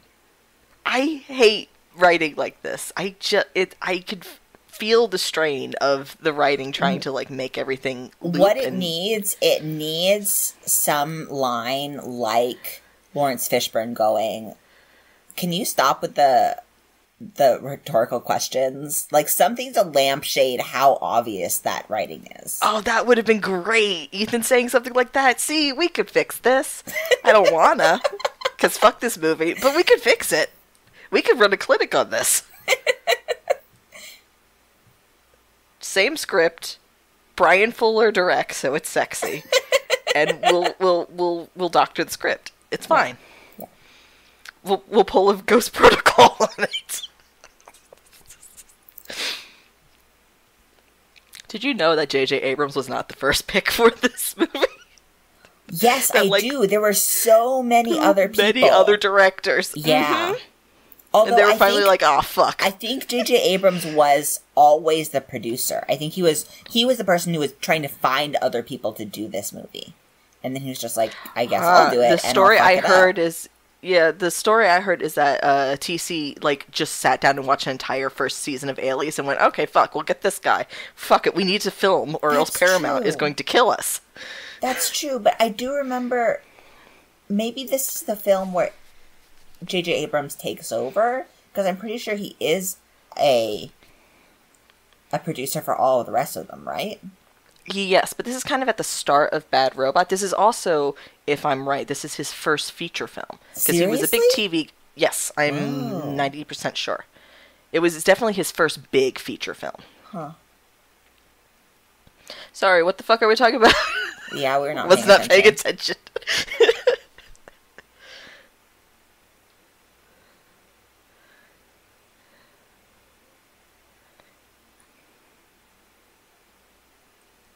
Oh my god. They fucking stole the bit that I'm gonna do with my fic. I was just gonna say that! Damn it! Wow, it's so reminiscent of your fic, which is gonna do it better. Yes. Mm-hmm.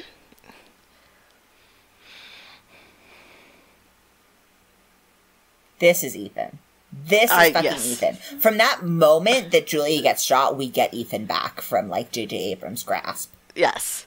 Okay, finally. Wait, is his name spelled differently in this movie? Just in the subtitle.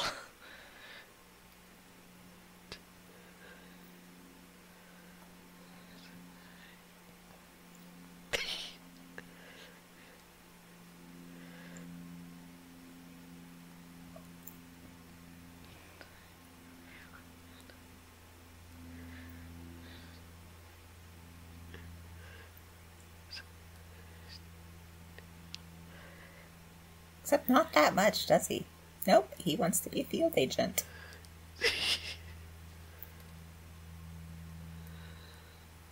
I love that so much. I love that line so fucking much. Wait, doesn't he also have a line about sharing a jail cell later? Mm-hmm. Yep. So good. But the fact that he has getting citizenship is fucking difficult. It so, really yeah. fucking is, yeah.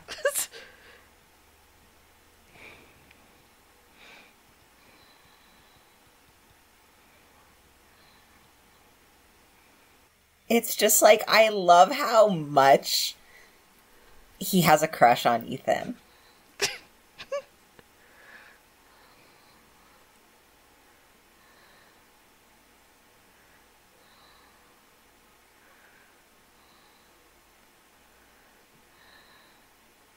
I love, okay, now I have reinterpreted the anti-God speech as it's actually just Benji trying to impress Ethan, and then later he realizes how fucking dumb he sounded, and he yelled at himself for the entire, like, however many days between now and then.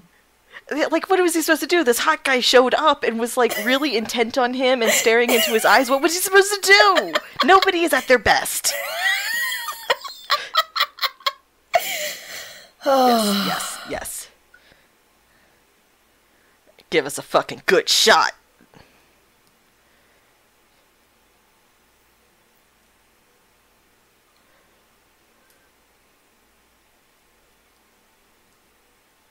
$14 miles per hour. That's take incredible. after take. What the fuck? Oh, look at that! We still haven't cut! We're still going! Yes! We're still going! No cuts! It almost makes me angrier because it means that they clearly know that a long shot can be good. They were just, like, not doing it for the whole rest of the movie.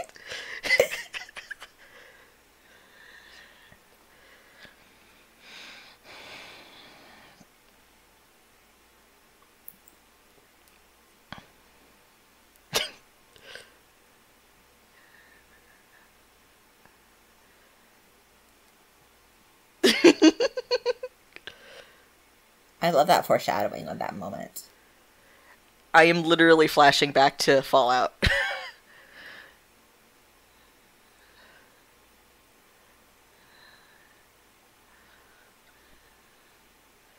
Yeah, you do.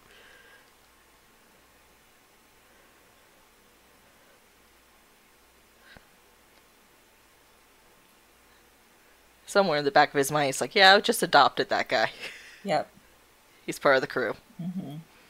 Team the best team.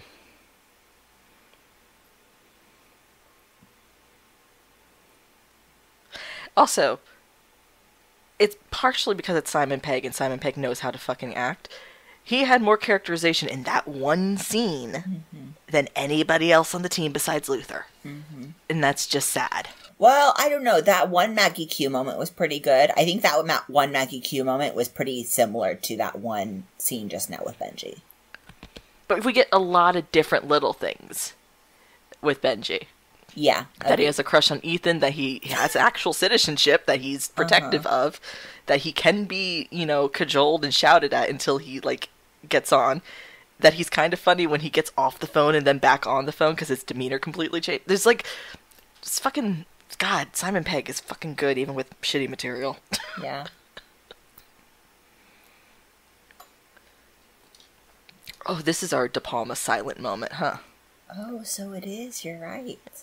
Yeah. You gotta have a silent moment every film. Yeah. GPs is the funniest, though. Fucking... I forgot about that. God, that's so good. That's the best way to end their silent moment, actually. That's so That's good. really funny, honestly. Time. His face is like, oh, fuck.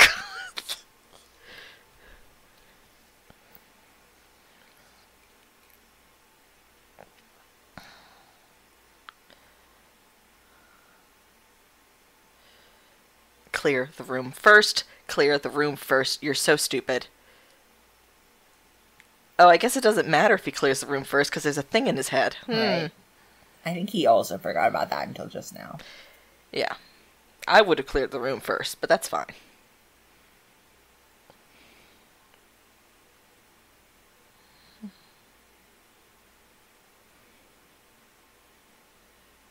Oh.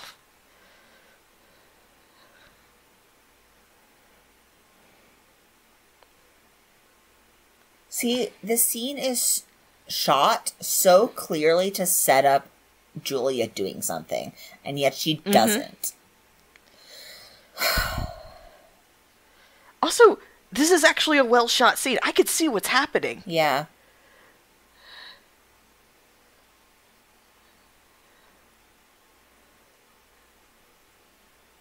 Well, for the most was. part. Yes. We had a little bit of continuity of motion there.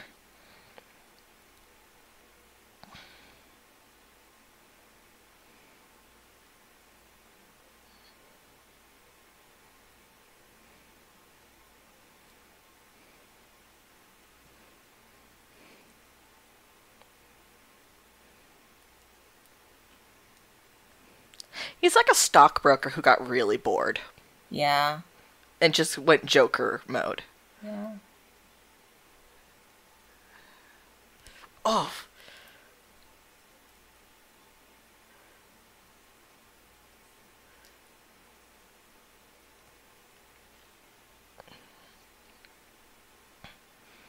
Like, he's not even paying attention. There's so many good acting moments from Hoffman. It drives me fucking batty. He's not even looking at anyone. He's not checking his corners. He's just like, I guess I'm gonna fucking murder someone. Oh, well. It's so clearly set up for her doing something. Yeah. Ugh. Yeah, this is weird. It's really weird. But no, Ethan has to have a heroic moment first. And instead her moment has to be her being desperate. And not doing CPR correctly. Listen, that scene is good, alright? The lead-up sucks. I just wish that they would have exchanged, like, 1 or 2 extra moments of drama for, like, actually showing her be a competent nurse. True. Okay. That's okay, pretty the good. shoes. That's pretty funny. Moment. Okay, JJ, that's pretty good. We give JJ props when JJ has earned props.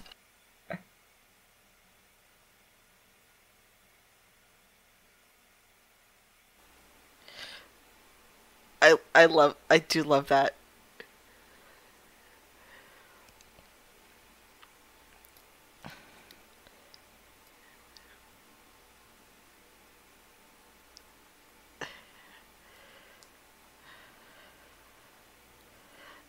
He's like, ah, shit, I'm about to die, probably.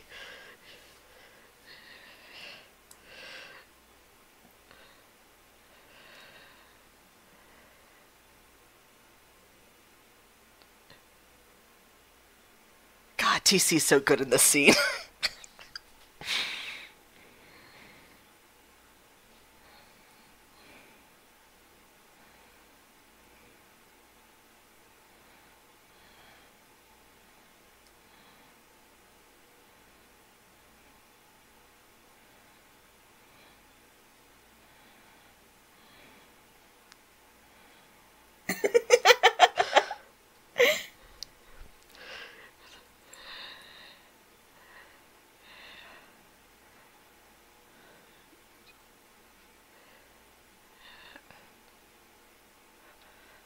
I love how much of this information is not necessary because he's just being autistic about it.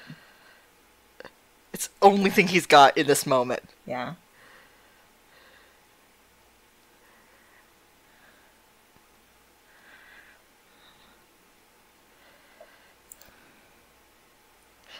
Good.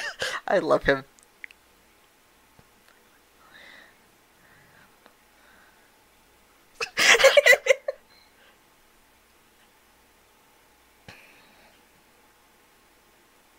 I love that she does actually do it, though.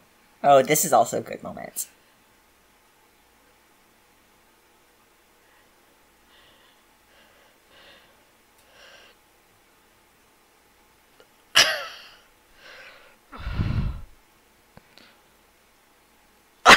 Yep, that's how that works.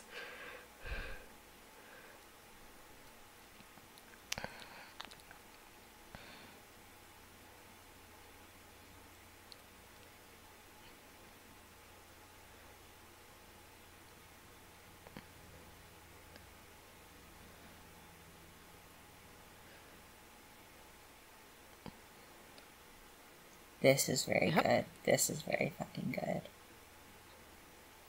Stay low to the ground. Point and shoot. She uses the fucking reflection.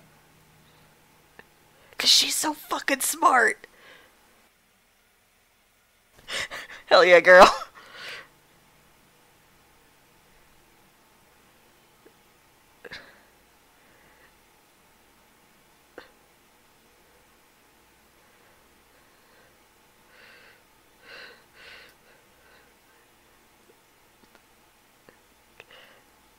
Fuck that guy. Such a fucking bad villain. Bad taste in bondage. I think it's so interesting that there's a mystery box when there's literally no reason for it to be a mystery box. Like, why wouldn't you just say that it's some kind of biological weapon? Because that's clearly what they're implying it is. Why don't you just make up some biological weapon? Like, it doesn't have to be that complicated. Yeah. I mean, they almost did that in Ghost Protocol too, because fucking JJ had his hands on it. I was gonna say, I can't believe they almost did that 2 movies in a row. Yeah, When Ethan is running through Dubai through the sandstorm, they would have been, like, getting the briefcase and figuring out what the fuck was in it. It's like, gotta save it for that commentary. I know. But maybe if I put all my hatred of JJ here, then people can skip this one. And another thing about JJ Abrams. No, this bit's good. I love Julia. It is good. I think it should end, like, about here. I think she should be slightly less desperate and slightly more sort of, like, intense, concentrated in the zone, like she is when she's shooting. And maybe the camera should not be focusing so much on her bouncing boobs. That also. I say as somebody who likes boobs. I don't like. I don't like the pounding. Well, technically, she should do that. You're supposed to break the rib cage. Not supposed to, but it's like a common side effect. Definitely not how you're supposed to do it. I heard that it's a common thing. We'll have to Google that later. Okay. Though, the difference between this and Rogue Nation, fucking, oh, yes! Baby Ethan versus older Ethan. Yeah. He gets up, he grabs the gun, he points, he's there. Go forward 2 movies and holy shit, we tired.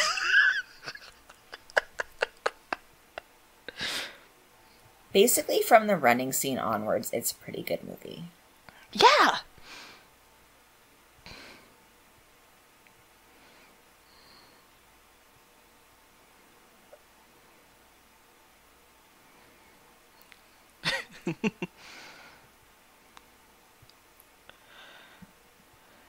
I love how done her face is.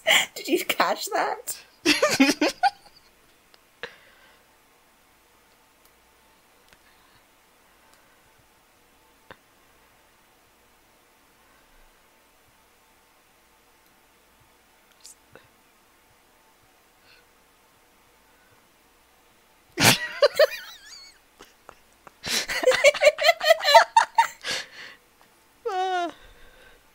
When we go through the McQuarrie trilogy, we have to see if anyone actually says the words Impossible Mission Force, because I'm not sure they do. I think it might be in the debriefs.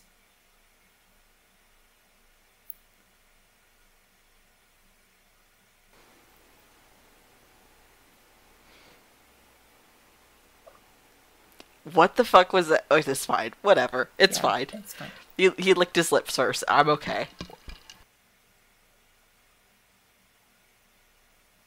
Well, yeah, because Obama was...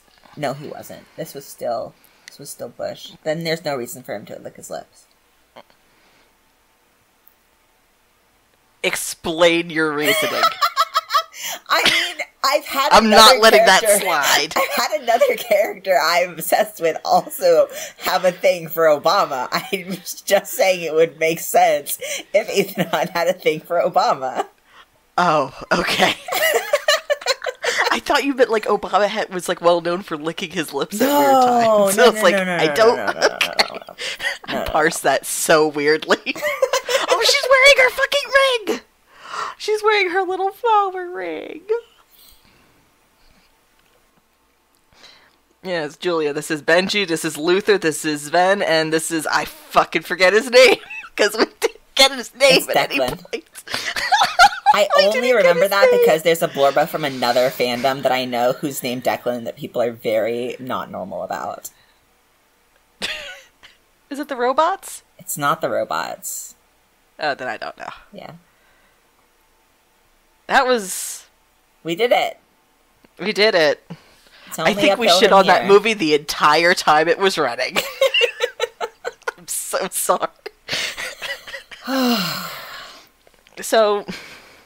this is the second time we've watched it. The first time, I think we were just in shock the entire time. Yeah. I think I was just overstimulated, and I felt sort of overwhelmed and shaky. Yeah. Uh-huh. So, was it better this time? Yeah. Look, there's Aaron Paul.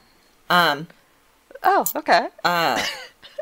I think it was better this time just because I knew what was coming, and I knew to just sort of like let my eyes glaze over when any of the action scenes were happening, which is not really what you want in a Mission Impossible movie.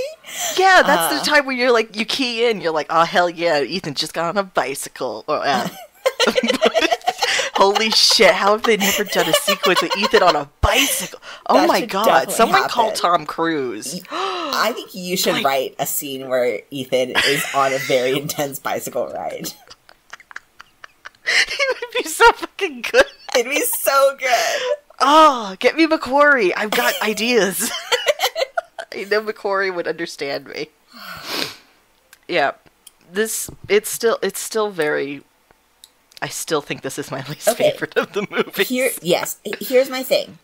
I'm curious to see our good cut of this movie because I want to know if you didn't have the bad will built up in all of the bad scenes, whether the things that we're still pointing out that aren't good in the good scenes would bother us anymore. You see what I mean? Like, yeah. Because there are still things, even in the good scenes, where you're like, oh, I wish they wouldn't do that. But maybe if we had just had the good scenes, we wouldn't hold so much against them. Yeah, because, like, meeting Julia and, like, Ethan when he's, like, finally turned off, fucking tremendous, the entire thing. Yeah. I don't have anything good to say about the sequence where they save Lindsay. I fucking hate that sequence so much. It's so video gamey. There are two minor moments, which we couldn't include in the cut because you can't just have, like, 2 half-second cuts. But there are 2 minor moments in that scene. The good moments are... her yelling commands for him and, like, telling him where to go. That's good. And the, like, 1 bullet shot. That's good. That part's pretty funny. That one's pretty... It's like, oh, that's cheeky. Yeah. That's the only good part of that sequence. Yeah. Him asking Luther if he remembers when he was sweet was also very good. Yeah. Every stupid Lawrence Fishburne line... like, that he just plays so straight, and, like, thank you. Thank you, Larry. Thank you, Larry, for your work. It's interesting. That's actually really interesting, because you were just skimming over it, and it's great when Lawrence Fishburne does a ridiculous line completely straight, but when Tom Cruise does that Humpty Dumpty line straight, I just want to die.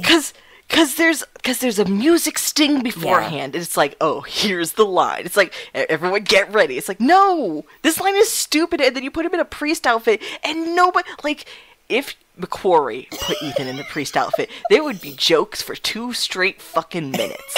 It would be great. I also feel like, for surezies, in the Fuller cut of this movie, Fuller would have been able to do so much with that. See, like, I don't think Fuller needs, per se, a good script. I think he just needs good costumes, and yes, you could put him in bondage, Mr. Fuller, and he would rub his hands again and be like, okay, let's go to the store and see our options. Oh, as if he doesn't have all of the options already. It's true. That's insulting that he would have to go to the store to buy bondage gear. Well, listen, like, maybe he would want something bespoke for this moment. That's fair. Okay, that's fair. He goes to his specialty shop. This little moment where, like, they're looking down through the car and looking down through the manhole and having a little, hey, what's up? Feels so fucking out of character, but also I don't care because it's cute. But it's like, this literally doesn't sound like either of y'all, but it doesn't sound like either of them, and it definitely doesn't sound like either of them in this movie. Yeah. But it's again, sort of funny. It feels very ad-libbed, and they're like, oh, okay, that's fun, throw it in, we need what we can get here for charm. That's the thing, is, like, I don't feel like there's any sort of, like, charm in this movie, besides, like, that moment, and then, like, the moment where how giddy Julia is at their marriage, that is really fucking good. That is fantastic. But otherwise, I don't feel like like, they're so busy being 24 characters that you're just like, oh my god, stop clenching your jaw, chill the fuck out, like, stop doing stupid shit. Yeah. It's not like a romp. Yeah, and, like, I can see TC acting. I can see him doing it, but I can't see it because the goddamn camera work. I keep bitching about it, but, like, it really... if you took this entire movie and somehow with AI, like, leveled out the fucking camera, you would instantly add a star to this movie. Can you imagine... Do they keep, like, old footage? Like, because they must, right? I was thinking about this with, like, director's cuts, right? I mean, could there be a secondary director cut of this movie? Like, another director cuts this movie? You mean me? You mean me? I'm the director? That would be fantastic, because if you had all the footage that they probably filmed, and were able to actually, like, cut the scenes with, like, better shots and longer shots and not so much Steadicam, it would already improve this movie definitely by a full star. Yeah. The problem is, I feel like most of the shaky cam is practical.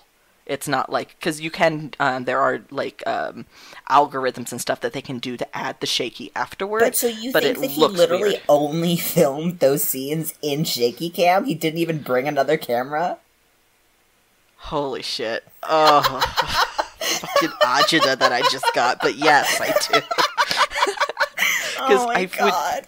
Because TC is still the producer of this. I would hope that he'd look at this cut and go,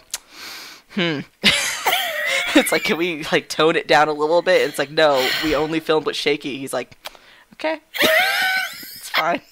It's alright. Oh, God. Yeah. Okay. That was Mission Impossible 3, the one that I hate. Yeah. Sorry, guys. Is it also your least favorite? Is it... Okay. I can't say until we watch the version of MI2 with dialogue, because I think that's going to be really fucking rough. That's true. We only watched the silent cut, which was genuinely really interesting and fun. It was fun because you're watching it with a friend and you're talking shit. Sort of like this was fun because we were doing commentary. Yeah. But, yeah, I'm not. And yelling. Yelling, yeah. But, like, the fun thing about the silent cut is we didn't know what the fuck the plot was, so we kept trying to figure it out, and then we kept learning new things, like, through shots, and like, oh, okay. And it had, okay, that movie is instantly better than this one because it has that shot of Ethan upside down with a fucking pigeon chilling with him. Oh my god, yeah. That was so fucking funny. Yeah. I'm just about fucking dying. And he had that moment where he started to do a backflip, but then he changed direction and hit. That movie's better. That movie's better. I'm not sure. I'll have to decide once we watch that one. Okay. But what are we going to watch next? Because I'm still kind of thinking Ghost Protocol is the perfect shot chaser to this. I'd be fine with that, but then we have to figure out what the actual, like, logical order is after that, because I don't think we should do them all in random order, because I assume we're still going to be... Are we still going to be uploading them in actual order? Nah, I'm just going to upload them in whatever order we do them. And fuck the haters. Okay. They have to suffer with us and understand, like... Damn, we're starting with the most haterific version. Listen... People wanted it. That's what they get. So we'll do Ghost Protocol next, which will be fucking delightful, and I will have so many facts for people. It'll be the opposite. It'll be just straight info dumping the whole time. And just like, God, man, McQuarrie. Chris McQuarrie, right? Like, have you seen his hair? Oh my God. Yeah. It's gonna be... What was that? You had a post at one point that said, actually, the best stunt of Ghost Protocol was the stunt McQuarrie pulled to...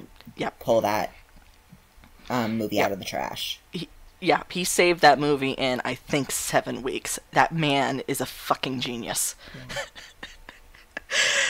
Okay, I don't think it was even that long. I think based on the interview that I listened to in Light the Fuse, I think he was actually only there for like 4 weeks. Okay, it was either a 14-week shoot or a 17-week shoot. I mix up 4s and 7s. Because I don't think he was able to be there for the whole time. Because at one point, he came in at week 10. Yeah, but he was he was shuffled off after he came in. Like, he came in and then he basically had this proposal for what they do, and the like upper level management guys were like, "Oh no, we want to do the thing with, like, Brandt overtaking." And so he basically got shuffled off. They just managed to keep enough of his ideas that it was good anyway. Yeah, that's what I got from anyway. And that was from him directly, or was that from a third source? No, I think that was from him directly in the episode 23 or 24 of Light the Fuse. I might want to go listen to that, because the thing about Eye of the Duck is that they have primary sources from, like, McQuarrie, but they also supplement it with other people talking about what really went on. Mm-hmm. And I love McQuarrie. I also know there's some things that he can't quite come out and say. Yeah. So it's interesting. Yeah. It's interesting. Listen to it and check me if I got anything wrong. Yeah. Okay, let's hit stop on recordings. Okay, let's we'll come back for Ghost Protocol. Later, folks. Bye.